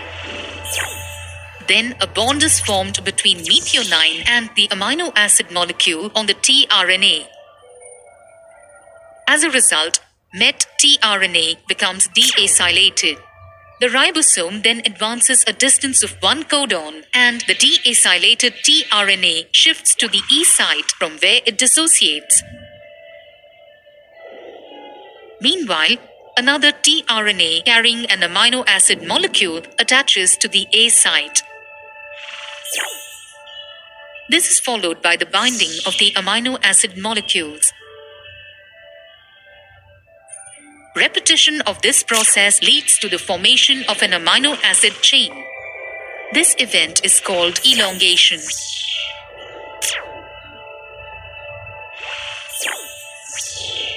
Finally, when the UAG codon or the stop codon reaches the A site, elongation is terminated. Termination is the last stage of protein synthesis.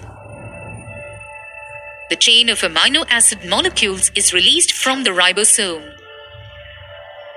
This released amino acid chain is the protein, and this part of protein synthesis is known as translation. Then the tRNA detaches from the mRNA. Ribosome detaches and dissociates into its small and large subunits. Summary. Protein synthesis shows that the first stage involves the binding of met-tRNA to mRNA and the small subunit of the ribosome. The larger subunit of ribosome then combines with the small subunit. Second stage is the elongation stage. In this stage, the incoming amino acyl tRNA fits in the A site. Then a bond is formed between methionine and the amino acid molecule on the tRNA. The process is repeated until a chain of amino acid molecules is formed. The last stage of protein synthesis is the termination stage. When the ribosome reaches the stop codon UAG, elongation stops and the newly formed amino acid chain, which is the protein macromolecule, detaches from the ribosome.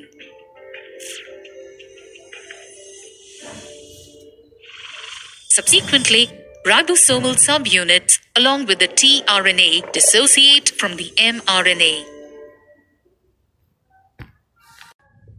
तो जैसे कि आप लोगों ने video में देखा ही होगा कि किस तरह से ट्रांसलेशन की प्रोसेस जो है वो होती है, राइट। नॉर्मली बेसिक आइडिया तो आपको मैंने पहले ही दे दिया था, बट अब आपको क्लियरली आइडिया आ चुका होगा कि how does translation process takes place. तो अब आगे देखते हैं। जैसे कि हमने सबसे पहले क्या देखा था कि चार्जिंग ऑफ टीआरएनए। पहले हमें टीआरएनए को चार्ज करना पड़ता है, तो टीआरएनए को चार्ज करने के लिए हम क्या करेंगे उसे, या फिर जिसे हम कहते हैं एमिनो एसिटाइलेशन ऑफ टीआरएनए।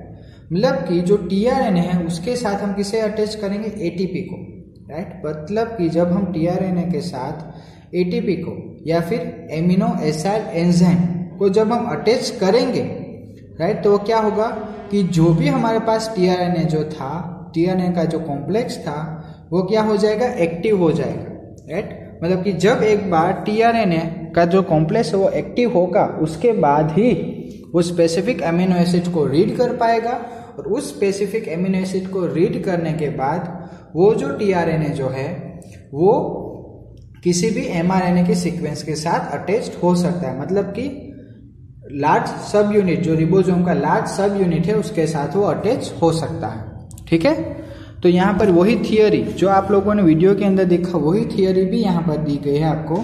तो amino acids are activated in the presence of ATP. Right, सबसे पहले तो क्या होगा कि जो भी अमीनो एसिड्स है उसे पहले आपको एक्टिव करना पड़ेगा, तो उसे एक्टिव कौन करेगा? एटीपी एक्टिव करेगा। And link to the specific tRNA, and this process is called charging of tRNA or amino acetylation of tRNA. अब एक बार जब वो एमिनो एसिड है वो चार्ज हो जाएंगे, उसके बाद क्या होगा कि वो जो एमिनो एसिड है वो किसी भी टीआरएनए के साथ अटैच होंगे, बट स्पेसिफिक टीआरएनए के साथ। ये चीज हमने आगे भी देखी थी कि जो टीआरएनए है वो स्पेसिफिक एमिनो एसिड्स के लिए ही बाइंड करते हैं। मतलब कि टोटल 20 एमिनो एसिड्स है, तो 20 types of different tRNA present होंगे जो स्पेसिफिक टीआरएनए के लिए ही बाइंड होंगे और उसके साथ ही बाइंड होंगे। राइट, तो देखो एक फॉर्मूला यहाँ पर मैंने लिखी है, amino acyl enzyme complex. Right, amino acyl enzyme complex जो है जब वो टीआरएनए के साथ बाइंड होगा तो होगा कि amino acyl tRNA complex formation होगा, उसके साथ एएमपी एंड एनर्जी। मतलब कि स्टार्टिंग में आपने एटीपी अटैच किया था ना, एटीपी की जगह पर क्या आ गया? एएमपी, मतलब कि एडिनोसिन ट्राइफॉस्फेट जो था उसकी जगह पर अब आ गया एडिनोसिन मोनोफॉस्फेट। राइट, मतलब कि जो फॉस्फेट जो थे वो रिलीज हो गए होंगे। राइट, मतलब कि जो फॉस्फेट ग्रुप जो थे वो रिलीज हो गए ड्यूरिंग दिस प्रोसेस। मतलब कि जब आप एमिनो एसिड को चार्ज कर रहे थे तब आप लोगों ने जो एटीपी का यूज किया था, राइट, उसमें जो फॉस्फेट जो प्रेजेंट थे वो जब जब टीआरएनए चार्ज हो जाएगा तो वो जो फॉस्फेट जो थे वो उसमें से रिलीज हो जाएंगे। ओके, तो आगे देखते हैं। If two such charged tRNA are brought close enough, the formation of peptide bond between them occur। अब होगा ये कि जब आप किसी भी दो टीआरएनए, मतलब कि दो चार्ज टीआरएनए को जब आप एक दूसरे के साथ कांटेक्ट में लेके आओगे तो होगा ये कि उन दोनों के बीच में क्या होगा? पेप्टाइड बॉन्ड फॉर्मेशन होगा। राइट, और ये जो पेप्टाइड बॉन्ड फॉर्मेशन की जो प्रोसेस है उसे आप इंक्रीज भी कर सकते हो बाय एडिंग द कैटालिस्ट। मतलब कि आप किसी भी कैटालिस्ट को उस प्रोसेस के बीच में अगर आप ऐड कर दोगे तो होगा कि जो भी पेप्टाइड बॉन्ड फॉर्मेशन की जो प्रोसेस है, मतलब कि दो डिफरेंट एमिनो एसिड्स के बीच में जो पेप्टाइड बॉन्ड फॉर्मेशन की जो प्रोसेस है वो स्पीड में भी हो सकते हैं। राइट, तो यहाँ पर आपको यही चीज बोला गया है, between them and if catalyst is present the rate of peptide bond formation will be enhanced. ठीक है, तो अब हम आगे देखेंगे रिबोसोम। राइट, वैसे तो आप लोगों को रिबोसोम पता ही होगा, बट यहाँ पर हम देखते हैं डिटेल में कि हाउ डज रिबोसोम वर्क्स। तो ribosome is a site for protein synthesis. आपको पहले ही मैंने बोला था कि रिबोसोम है उसमें से ही प्रोटीन फॉर्मेशन होता है। ठीक है, then after ribosome consist of structural RNA and obtain 80 different protein. Right, मतलब कि स्ट्रक्चरल आरएनएस जो है वो 80 different types of protein formation कर सकते हैं। ठीक है, in its inactive state it exist at the 2 सब यूनिट। मतलब कि जब भी रिबोसोम जो है वो इनएक्टिव फॉर्म में होगा तो उसके 2 सब यूनिट हो गए, एक तो लार्ज सब यूनिट और दूसरा है स्मॉल सब यूनिट। लार्ज सब यूनिट के साथ कौन अटैच होगा? टीआरएनए, एंड स्मॉल सब यूनिट के साथ एमआरएनए अटैच्ड होते हैं। ठीक है, अब एक चीज और कि आप लोगों को पता तो चल गया कि हाँ चलो ठीक है कि रिबोसोम जो है वो प्रोटीन फॉर्मेशन करते हैं, बट ये जो चीज आप अभी पढ़ रहे हो आप 11th में भी पढ़ चुके हो, वैसे देखें तो 10th में भी पढ़ चुके हो कि जो रिबोसोम्स जो होते हैं वो प्रेजेंट कहाँ पर होते हैं? Endoplasmic reticulum, ER। Right, endoplasmic reticulum में प्रेजेंट होते हैं क्या? तो के रिबोसोम्स। ओके, तो ये जो चीज है, जो डायग्राम आप अभी देख रहे हो वो आपकी 11th की बुक में दिया गया है। तो आपको पता है कि ये न्यूक्लियस है आपका। राइट, न्यूक्लियस में क्या होता है? न्यूक्लियर पोर्स प्रेजेंट होते हैं। न्यूक्लियर पोर्स के बाद जो भी न्यूक्लियस है उसके साथ एंडोप्लाज्मिक रेटिकुलम अटैच होता है। राइट, और एंडोप्लाज्मिक रेटिकुलम के ऊपर क्या प्रेजेंट होता है? ये जो आपको सर्कल्स दिख रहे हैं ना, वो क्या है? सब रिबोसोम्स। ठीक है, तो आप आगे भी पढ़ चुके हो कि 2 टाइप्स के एंडोप्लाज्मिक रेटिकुलम होते हैं, ER मतलब कि smooth endoplasmic reticulum and rough endoplasmic reticulum. तो दोनों एंडोप्लाज्मिक रेटिकुलम का जो काम है वो डिफरेंट होता है, ठीक है। जैसे कि आपको पता होगा कि रफ एंडोप्लाज्मिक रेटिकुलम जो है वो रिस्पॉन्सिबल है, या फिर प्रोसेस जो होते हैं ना, अभी हम जो पढ़ रहे हैं प्रोटीन सिंथेसिस, राइट। मतलब कि जो रफ एंडोप्लाज्मिक रेटिकुलम है जिसके साथ रिबोसोम अटैच्ड होते हैं, ठीक है। स्टार्टिंग में क्या होगा कि यहाँ पर अगर सोचो कि ये जो रिबोसोम है यहाँ से स्टार्ट हुआ, mRNA जो है इस रिबोसोम के साथ अटैच्ड हुआ, राइट। तो ये जो रिबोसोम जो है वो जब यहाँ तक पहुंच जाएगा, मतलब कि एंड पोर्शन तक जब वो पहुंच जाएगा रफ एंडोप्लाज्मिक रेटिकुलम के, उसके बाद वो क्या करेगा कि प्रोटीन को रिलीज करेगा, ठीक है। तो पूरी प्रोसेस यहाँ पर ही होती है, मतलब कि सेल के अंदर ही होती है। और वो जो प्रोटीन रिलीज हुआ है वो कहाँ पर अब प्रेजेंट होगा, साइटोप्लाज्म। और उस सेल के साइटोप्लाज्म में से अब वो बाहर रिलीज होगा और यूज होगा, ठीक है। तो आप देखो यहाँ पर आपको 2 पॉइंट दिए गए हैं, फिर से एक बार रीड कर लेते हैं।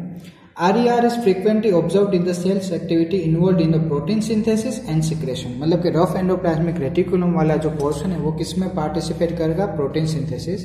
एंड अगर हम स्मूथ एंडोप्लाज्मिक रेटिकुलम की बात करें, the smooth endoplasmic reticulum is the major site for synthesis of lipid, right. मतलब कि स्मूथ एंडोप्लाज्मिक में क्या होगा, उसके पास एबिलिटी है टू सिंथेसाइज ऑफ लिपिड, वो लिपिड का सिंथेसाइज करेगा, ठीक है। तो ये चीज क्लियर हो गई आपको।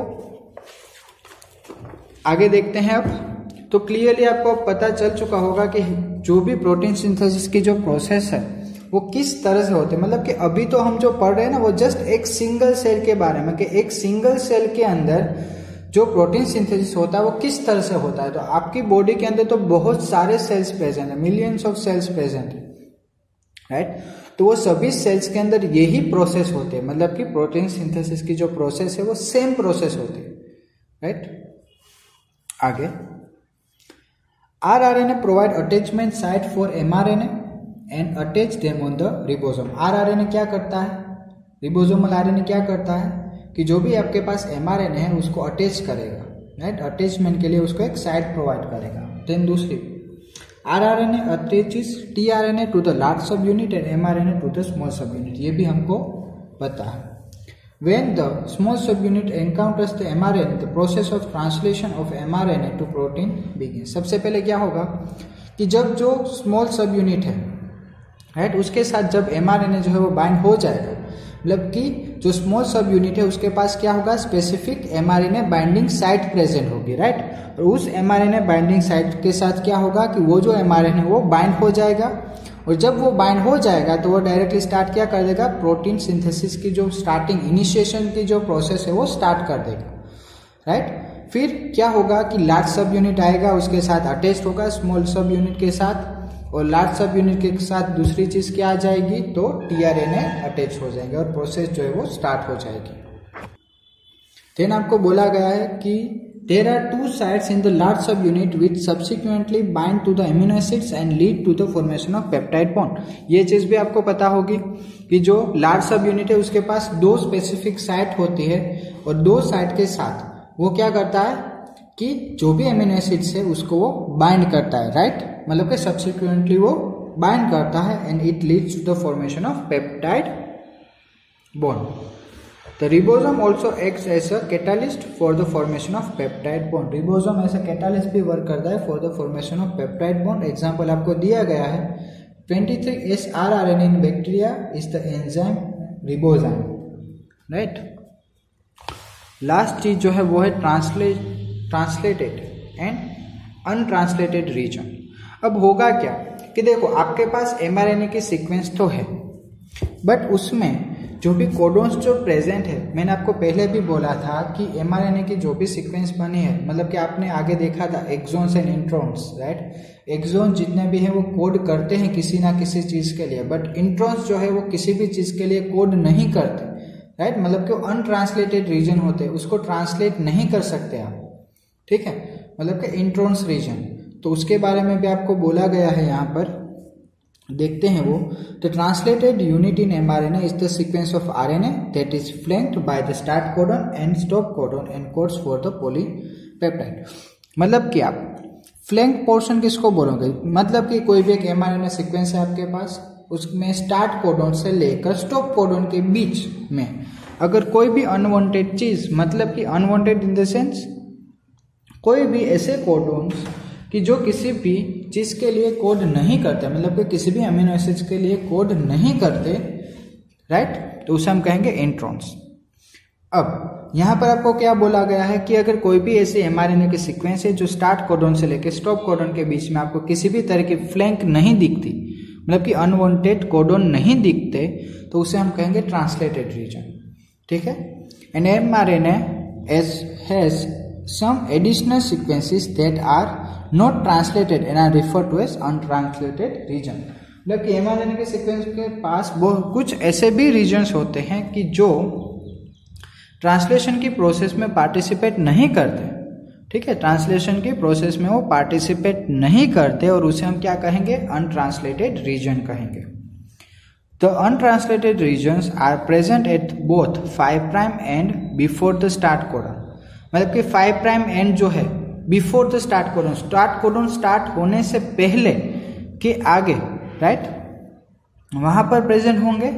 And 3' and after the stop codon, मतलब कि 3' एंड के बाद स्टॉप कोडॉन जब आता है, स्टॉप कोडॉन के बाद में आपको देखने को मिलेगा अनट्रांसलेटेड रीजन।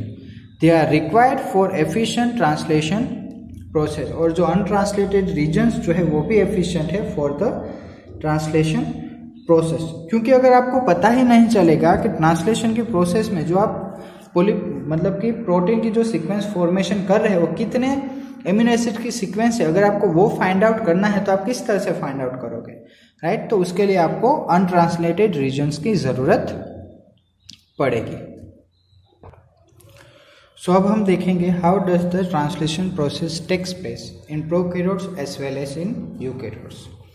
मतलब कि जैसे कि आपको पता है कि हम जो रेप्लिकेशन की प्रोसेस पढ़े हैं, ट्रांसक्रिप्शन की प्रोसेस जो पढ़े हैं, वो प्रोकैरियोट्स एंड यूकैरियोट्स दोनों के अंदर अलग अलग तरह से प्रोसेस होती है। तो वैसे ही अगर हम ट्रांसलेशन की प्रोसेस की बात करें तो वो प्रोकैरियोट्स के अंदर एंड यूकैरियोट्स के अंदर वैसे देखें तो सेम ही होते हैं, मतलब कि दोनों प्रोटीन सिंथेसिस तो करते हैं, बट डिफरेंस क्या होगा कि अगर हम बात करें प्रोकैरियोटिक्स की है तो प्रोकैरियोटिक्स के पास क्या, मतलब कि बैक्टीरिया, तो बैक्टीरिया के पास न्यूक्लियस के ऊपर न्यूक्लियर एनवेलप प्रेजेंट नहीं होता है। ठीक है, ओके, मैं आपको सिंपली समझाता हूं कि किस तरह से।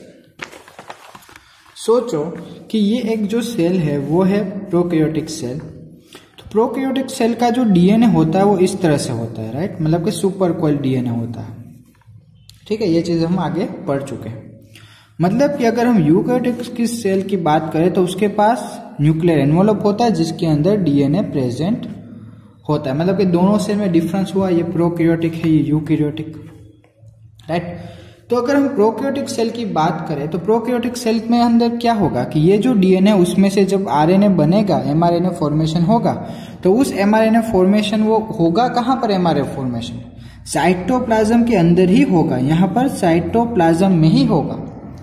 ठीक है, मतलब कि वो जब एमआरएनए फॉर्मेशन होगा तो वो डायरेक्टली कहां पर चला जाएगा, ट्रांसलेशन की प्रोसेस के लिए, और वो डायरेक्टली प्रोटीन सिंथेसिस स्टार्ट कर देगा। बट अगर हम यूकैरियोटिक्स की बात करें तो उसके अंदर डेलिकेटेड प्रोसेस है, राइट, मतलब कि सिंपल प्रोसेस नहीं है, कुछ डेलिकेटेड पोर्शंस भी है। देखो, तो अगर हम देखें तो ये न्यूक्लियस है, राइट, न्यूक्लियर एनवेलप है, न्यूक्लियर एनवेलप के अंदर डीएनए प्रेजेंट होगा जिसमें से आरएनए एमआरएनए फॉर्मेशन होगा। वो एमआरएनए जब साइटोप्लाज्म में आएगा उसके बाद ट्रांसलेशन की प्रोसेस स्टार्ट होगी, तब तक तो ट्रांसलेशन की प्रोसेस स्टार्ट नहीं होने वाली। ठीक है, तो ये दोनों में डिफरेंस है। तो उसी तरह से यहाँ पर जो प्रोकैरियोटिक एंजाइम्स, मतलब कि प्रोकैरियोटिक्स के अंदर और जो यूकैरियोटिक्स ऑर्गेनिज्म है उसके अंदर जो भी एंजाइम्स जो पार्टिसिपेट करते हैं ट्रांसलेशन की प्रोसेस के लिए, वो भी different types of enzymes present होते हैं और वो अलग अलग तरह से वर्क करते हैं। ठीक है, तो सबसे पहले थियरी बेस स्टार्ट करने से पहले मैं आपको एक डायग्राम, राइट, डायग्राम तो पहले मैं आपको पूरी ट्रांसलेशन की प्रोसेस समझा दे रहा हूँ, उसके बाद हम आगे देखेंगे। वैसे तो आप लोग ने जो छोटा सा वीडियो देखा था उसके अंदर से आपको पता चल चुका होगा कि किस तरह से ट्रांसलेशन की प्रोसेस होती है, तो उसी बेसिस के ऊपर ही प्रोकैरियोट्स एंड यूकैरियोट्स दोनों के अंदर सेम ही प्रोसेस होती है, राइट? ओके, तो स्टार्ट करते हैं। सो फर्स्ट ऑफ ऑल अगर हम स्टार्ट करें कि ट्रांसलेशन की प्रोसेस कैसे स्टार्ट होती है, तो सबसे पहले को देखो हम लोगों में पढ़ चुके हैं कि रिबोसोम जो है उसके पास दो सब यूनिट्स होते हैं, एक स्मॉल सब यूनिट मतलब ये नीचे वाला और एक लार्ज सब यूनिट ऊपर वाला, ये दो सब यूनिट्स होते हैं। और स्मॉल सब यूनिट के पास क्या होता है, mRNA बाइंडिंग साइट प्रेजेंट होते हैं, वो भी हमें पता है। देन दूसरी चीज लार्ज सब यूनिट, उसके पास क्या होता है, 3 डिफरेंट पोर्शंस प्रेजेंट होते हैं। एक तो राइट क्या है, ए साइट मतलब के amino acetyl tRNA binding site, दूसरी क्या है पी साइट मतलब कि पेप्टिडाइल टीआरएनए बाइंडिंग साइट, और एक ई साइट जो है एग्जिट साइट। ये 3 साइट्स प्रेजेंट होते हैं। जैसे कि आप लोगों ने वीडियो के अंदर प्रोसेस देखी है कि किस तरह से होता है। सबसे पहले होगा क्या कि ये जो amino acetyl tRNA binding site है वो क्या करेगा कि स्टार्टिंग में टीआरएनए को यहाँ पर अटैच करेगा। ये टीआरएनए क्या करेगा कि यहाँ पर जो भी एमिनो एसिड्स प्रेजेंट है उसके साथ वो पेप्टाइड बॉन्ड फॉर्मेशन करेगा, राइट? पेप्टाइड बॉन्ड जब ये फॉर्मेशन कर देंगे तो उसके बाद क्या होगा कि ये जो रिबोसोम था वो यहाँ से आगे शिफ्ट हो जाएगा, ठीक है, आगे शिफ्ट हो जाएगा। और होगा ये कि ये जो पी साइड थी ना मतलब कि पेप्टिडाइल टीआरएनए बाइंडिंग साइट, ये जो पी साइड थी ना अब वो क्या हो जाएगी, वो यहाँ पर पी साइड थी अब यहाँ पर पी साइड हो जाएगी, एक ही जगह पर पी साइड आ जाएगी, एक आगे चला जाएगा, ठीक है। फिर से वो क्या करेगा, दूसरी बाइंडिंग साइट लेके आएगा, टीआरएनए लेके आएगा और वो एमिनो एसिड्स को सीक्वेंस में जोड़ते जाएंगे। और ये जो एग्जिट टनल है ना वो किसके लिए होगी, प्रोटीन्स के लिए, मतलब यहाँ से प्रोटीन्स फॉर्मेशन होते जाएंगे। ओके, तो ये सिंपल डायग्राम था किस तरह से बाइंडिंग साइट्स कौन कौन सी प्रेजेंट है उसके बारे में। अब हम देखते हैं कि किस तरह से प्रोसेस होती है। ओके, तो ये डायग्राम आप देखिए क्या बोला गया, schematic model with mRNA and tRNA. अब आपको पता है कि स्मॉल सब यूनिट के पास क्या है, एमआरएनए बाइंडिंग साइट, यहां पर क्या है, टीआरएनए बाइंडिंग साइट, राइट। हुआ क्या, पहले तो एमआरएनए बाइंड हुआ, एमआरएनए के पास कोडॉन्स प्रेजेंट थे। सबसे पहले होगा ये कि मिथ्योनिन मतलब कि एयूजी कोडॉन, एयूजी कोडॉन सबसे पहले आइडेंटिफाई होगा। तो सोचो कि यहाँ पर एयूजी कोडॉन आइडेंटिफाई हो गया, मतलब कि मिथ्योनिन के लिए जो भी कोडॉन आपको चाहिए था वो आइडेंटिफाई हो गया। अब होगा ये कि लार्ज सब यूनिट क्या करेगा, टीआरएनए को लेके आएगा, टीआरएनए यहाँ पर अटैच्ड हुआ, राइट। टीआरएनए के पास क्या होगा, स्पेसिफिक एमिनो एसिड होंगे, राइट। ये जो स्पेसिफिक एमिनो एसिड्स है वो यहाँ पर जो पी साइट के पास, ये ए साइट है, ये पी साइट है, यहाँ पर जो पी साइट के पास ये जो पॉलीपेप्टाइड चेन है, राइट, उसको क्या करेगा कि इस एमिनो एसिड्स के साथ उसको अटैच कर देगा। अटैच करने के बाद क्या होगा कि ये जो रिबोसोम था वो आगे शिफ्ट हो जाएगा, मतलब कि ये 3 कोडॉन्स का तो काम हो गया। अब होगा ये कि जहां पर पी कोडॉन्स जो थे ना, मतलब कि पी साइट थी, वहां पर ई साइट आ जाएगी, ए साइट की जगह पर पी साइट आ जाएगी, और यहां पर जो दूसरे 3 ये कोडॉन है ना वहां पर कौन सी साइट आएगी, ए साइट आ जाएगी, मतलब कि आगे बढ़ता रहेगा रिबोसोम। एमआरएनए तो वहां पर ही रहेगा, बट ये जो रिबोसोम है वो इस तरह से आगे बढ़ता जाएगा और इस तरह से एमिनो एसिड्स जो है वो अटैच्ड होते जाएंगे, ठीक है। तो ये बेसिक है, यहां से आपको समझ में आएगा किस तरह से।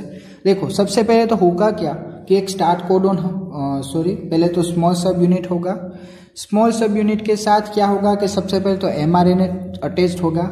एमआरएनए अटैच होने के बाद सबसे पहले तो जो पी साइट होगी, पी साइट जो होगी वहां पर क्या होगा कि वो टीआरएनए को लेके आएगा और अटैच कर देगा। टीआरएनए अटैच हुए, मतलब कि देखो यहाँ पर ये जो बॉन्ड है ना वो आपको यहाँ पर दिखाया गया है, ठीक है, मतलब कि एयूजी कोडॉन मतलब कि मिथ्योनिन कोड करने के लिए जो कोडॉन है वो, उसके सामने एंटी कोडॉन कौन से हैं, यूएसी, ये क्या होंगे एंटी कोडॉन और ये क्या होंगे कोडॉन, ठीक है, समझ में आ गया।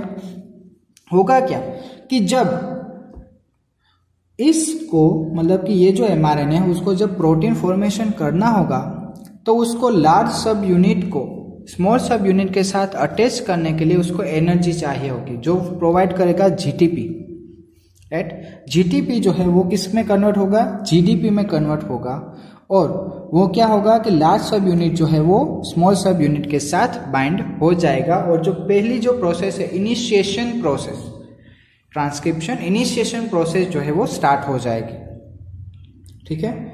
फिर क्या होगा, ये जो प्रोसेस है वो आगे बढ़ती जाएगी, जो भी प्रोटीन की जो चेन है वो आगे फॉर्मेशन होती जाएगी, राइट। ओके, तो ये डायग्राम वही है बट अलग तरह से देखो। सबसे पहले तो क्या हुआ कि ये लार्ज सब यूनिट स्मॉल सब यूनिट, यहाँ पर बी साइट ए साइट क्या होगा कि कोडॉन रिकॉग्नाइजेशन, ए साइट पर क्या होता है कोडॉन रिकॉग्नाइजेशन होता है, राइट। मतलब कि दूसरा टीआरएनए अटैच होगा पहले यहाँ पर, फिर क्या होगा कि यहाँ पर जो पॉलीपेप्टाइड चेन फॉर्मेशन हुई थी पी साइट के पास वो कहाँ पर ट्रांसफर करेगा, वो ए साइट के पास, है। मतलब कि पेप्टाइड बॉन्ड, ये जो बॉन्ड है वो पेप्टाइड बॉन्ड होगा। मैंने आपको पहले ही बताया था कि जब एक एमिनो एसिड दूसरे एमिनो एसिड के साथ ज्वाइंट होता है या फिर बाइंड होता है तो वो पेप्टाइड बॉन्ड थ्रू ही बाइंड होते हैं। तो पेप्टाइड बॉन्ड फॉर्मेशन हुई, तो ये जो पेप्टाइड बॉन्ड फॉर्मेशन हुई वो ट्रांसफर कहाँ पर हुई, ए साइट के पास ट्रांसफर हुई, ठीक है। अब क्या होगा, ए साइट के पास ट्रांसफर हो गई। अब ये जो साइट मतलब कि ये जो रिबोसोम था वो क्या हुआ, आगे बढ़ा, राइट। यहां से वो आगे बढ़ा, और उसे आगे बढ़ने के लिए भी क्या चाहिए होगी, एनर्जी चाहिए होगी। यहां से आगे बढ़ा तो हुआ ये कि उन्होंने एनर्जी ली।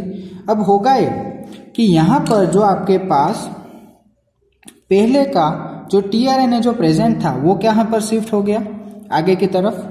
मतलब कि जो पी साइट पर जो टीआरएनए अटैच था वो रिलीज हो गया, वो फिर से क्या करेगा कि दूसरा जो एमिनो एसिड से उसके साथ बाइंड होगा और वो फिर से यहाँ पर ए साइट के पास लेके आ जाएगा।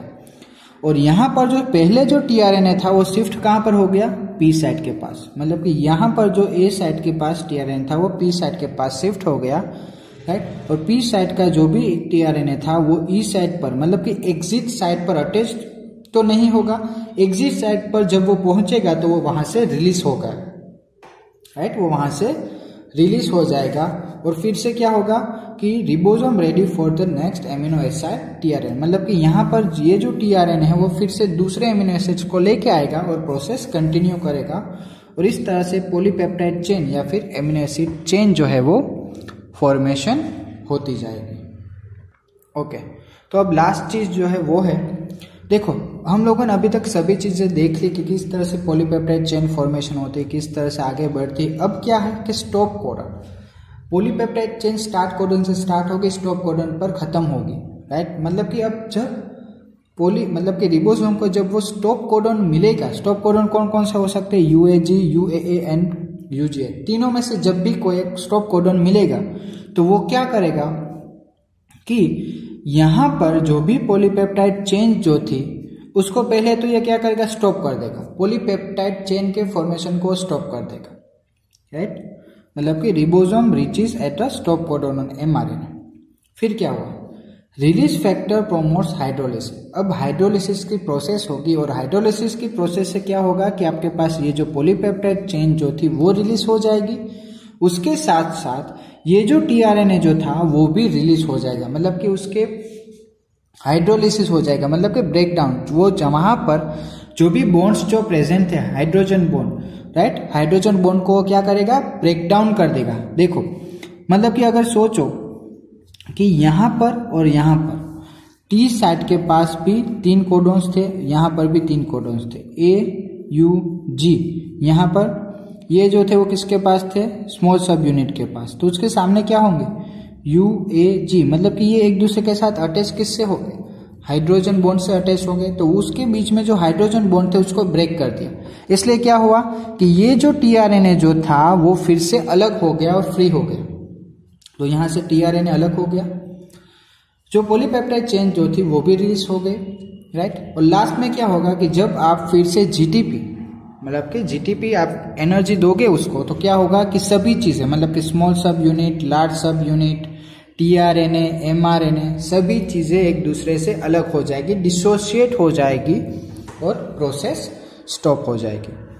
फिर से क्या होगा कि जब सेल को फिर से प्रोटीन बनाना होगा तो फिर से क्या करेगी, दूसरी mRNA की सीक्वेंस आएगी, वो स्मॉल सब यूनिट के साथ बाइंड होगी, राइट, और सेम कंटिन्यू प्रोसेस वो फिर से करेगा। ठीक है, आई होप सो आपको ये डायग्राम थ्रू क्लियरली समझ में आ चुका होगा कि किस तरह से प्रोसेस होती है। ओके, तो यहाँ पर एक सिंपल डायग्राम है जो अभी तक हम लोगों ने देखी है, पूरी प्रोसेस, मतलब कि रेप्लिकेशन से लेकर रेप्लिकेशन से ट्रांसक्रिप्शन, ट्रांसलेशन, पूरी सभी चीजें इस एक डायग्राम के अंदर आ चुकी है। देखो, सबसे पहले तो एक सेल है, तो ये पूरा एक सेल है, राइट। सेल में क्या होगा, न्यूक्लियस होगा, न्यूक्लियर एनवलप होगा और यहाँ पर न्यूक्लियर पोर होंगे। होगा क्या कि ये जो डीएनए है, राइट, डीएनए में से डीएनए बनेगा, मतलब कि रेप्लिकेशन की प्रोसेस होगी, और उस डीएनए में से फिर से क्या होगा, ट्रांसक्रिप्शन की प्रोसेस, और ट्रांसक्रिप्शन की प्रोसेस में बाद में क्या आपको मिलेगा, आरएनए मिलेगा, आरएनए ट्रांसक्रिप्ट मिलेगा। फिर ये जो आपको आरएनए मिला उसके अंदर इंट्रॉन्स एंड एक्सॉन्स दोनों प्रेजेंट होंगे, इसलिए आरएनए प्रोसेसिंग की प्रोसेस होगी, मतलब कि जितने भी इंट्रॉन्स जो थे वो अलग हो जाएंगे, बनेगा क्या, रहेगा क्या, जस्ट एक्सॉन, और स्टार्टिंग की मतलब कि 5 प्राइम एंड पर क्या प्रेजेंट होगा, 5 कैप, और एंड पर पॉली ए टेल, राइट। मतलब कि न्यूक्लियर एनवलप में से जब mRNA की सीक्वेंस बाहर आती है तो सबसे पहले कौन सा पोर्शन बाहर आएगा, 5 कैप या फिर 5 प्राइम कैप पोर्शन जो है वो सबसे पहले बाहर आएगा, देन पॉली ए टेल बाहर आएगी। ठीक है, उसके बाद क्या होगा कि ये जो 5 प्राइम कैप है उसके साथ क्या अटैच्ड होगा, रिबोसोम के स्मॉल यूनिट अटैच्ड होंगे। ये जब स्मॉल यूनिट अटैच्ड होंगे तो उसके साथ क्या होगा कि पहले तो कौन सा पोर्शन बाइंड होगा, लार्ज सब यूनिट बाइंड होंगे, स्मॉल सब यूनिट, लार्ज सब यूनिट एक स्ट्रक्चर फॉर्मेशन करेंगे, और क्या होगा कि ये जो सबसे पहले क्या होगा,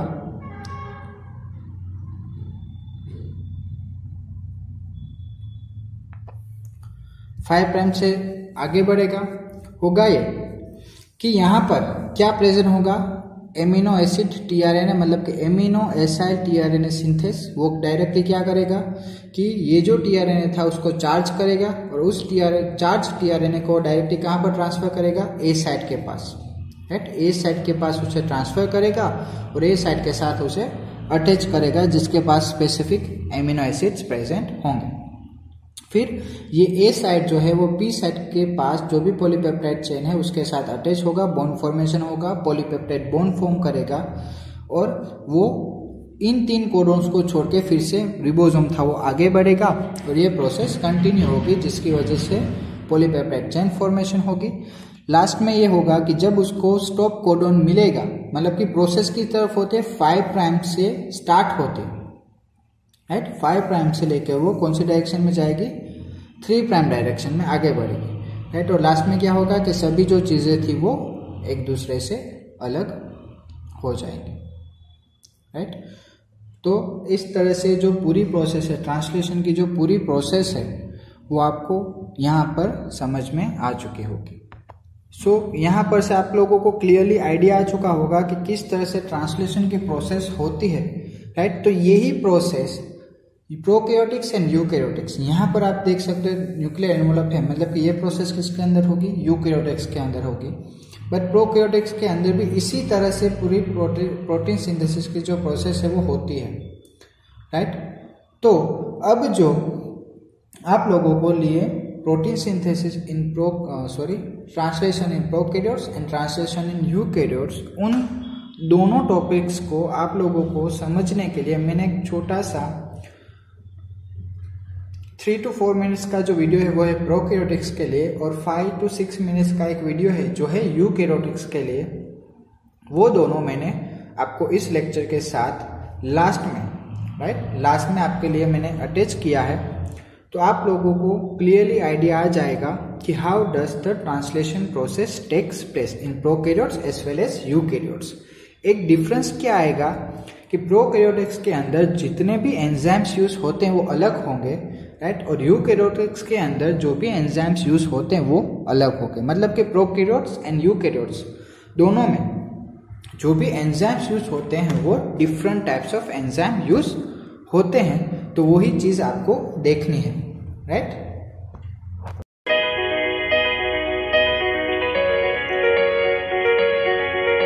Protein synthesis is a three-step process, including initiation, elongation, and termination. In bacteria such as E. coli, initiation requires three small proteins called initiation factors, IF1, IF2, and IF3, as well as the first tRNA, the mRNA, and the small ribosomal subunit, also called the 30S subunit. IF3 readily binds to the small ribosomal subunit, and its presence blocks the large and small subunits from prematurely associating. IF3 facilitates the binding of the mRNA to the small subunit of the ribosome. The binding occurs just 4 to 8 bases upstream of the AUG start, where a consensus sequence called the Shine-Dalgarno sequence in the mRNA anneals near the end of the 16S ribosomal RNA in the small ribosomal subunit. IF1 binds to the small subunit at a location called the A site, where incoming tRNAs normally bind. The first tRNA, called N-formylmethionine tRNA, thus enters another site, called the P site. Note that the initiator tRNA has been escorted to the P site by IF2, which is bound to GTP, a high-energy molecule similar to ATP. The anticodon of the tRNA is complementary to the AUG start codon.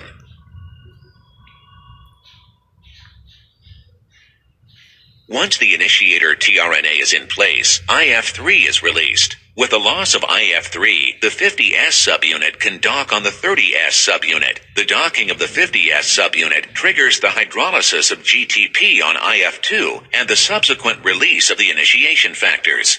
The ribosome is now ready for elongation.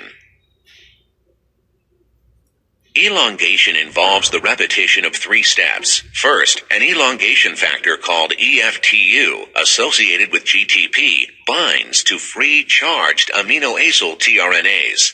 This complex enters the A or acceptor site. Correct selection of the tRNA complex depends mainly on codon-anticodon pairing. In this example, the anticodon CCC pairs with a GGG codon. The tRNA carries the amino acid glycine. In the second step, the ribosome's peptidyltransferase activity catalyzes the formation of a peptide bond between the new amino acid in the A site and the previous amino acid in the P site. Simultaneously, GTP is hydrolyzed and the resulting EFTU-GDP is expelled. The third step is called translocation. An elongation factor called EFG, associated with GTP, binds to the ribosome. The GTP is hydrolyzed, providing the energy to ratchet the 50S and 30S subunits ahead, one codon. This maneuver opens up the A site and slides the uncharged tRNA into the last site, called the E or exit site. The next aminoacyl tRNA that enters the A site creates a conformational change in the ribosome that telegraphs through to the E site and ejects the uncharged tRNA. These elongation steps repeat along the mRNA. The ribosomes of E. coli can speed through these elongation steps, linking together 16 amino acids per second.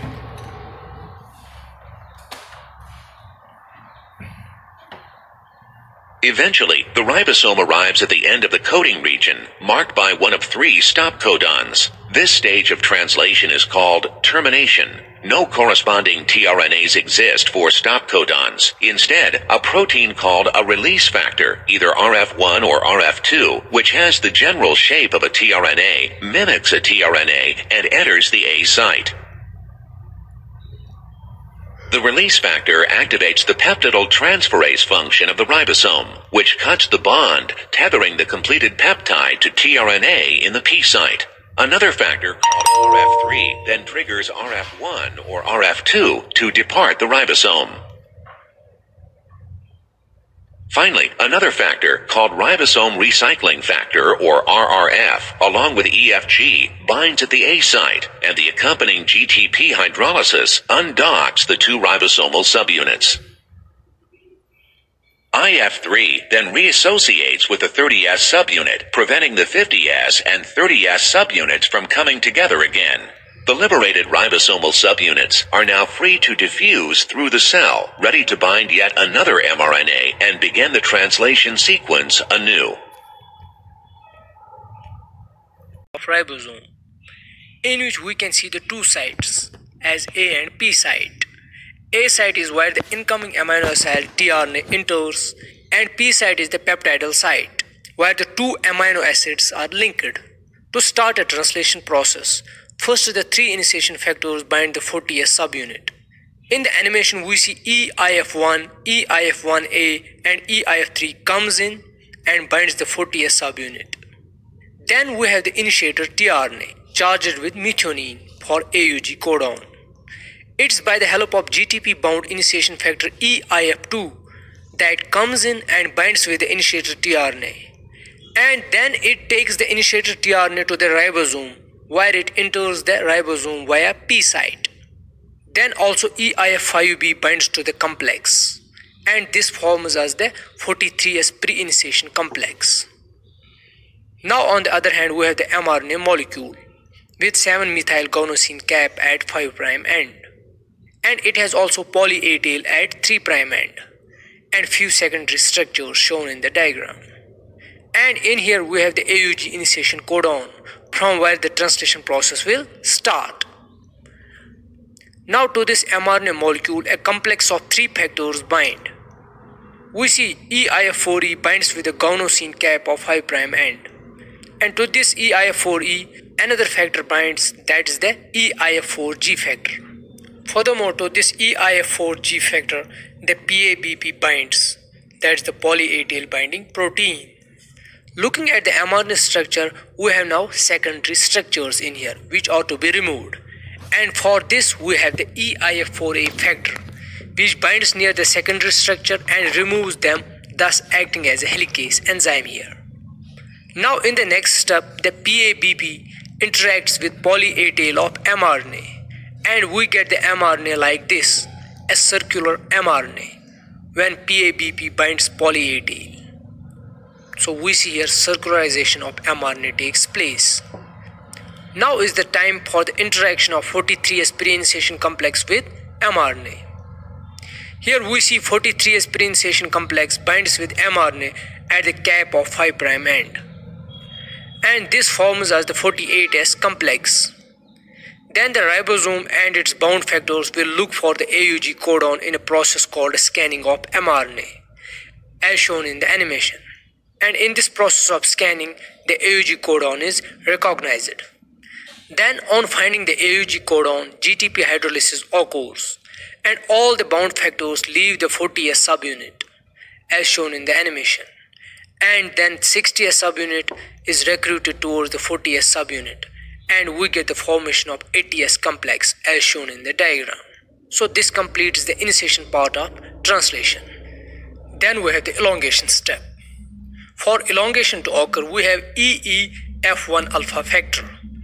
It brings the charged tRNA to the A site as shown in the animation. And then translocation of mRNA and ribosome is done by the EEF2 factor. This way multiple charged tRNA comes in and elongates the polypeptide chain. And in the next step, we have the termination factor ERF1. This factor is responsible for the termination of translation. It recognizes stop codon on mRNA, with which no further tRNA is able to bind the mRNA molecule, thereby terminating the translation. And eventually we get the polypeptide chain as shown in the diagram. So this is the brief overlook of translation in eukaryotes through animation.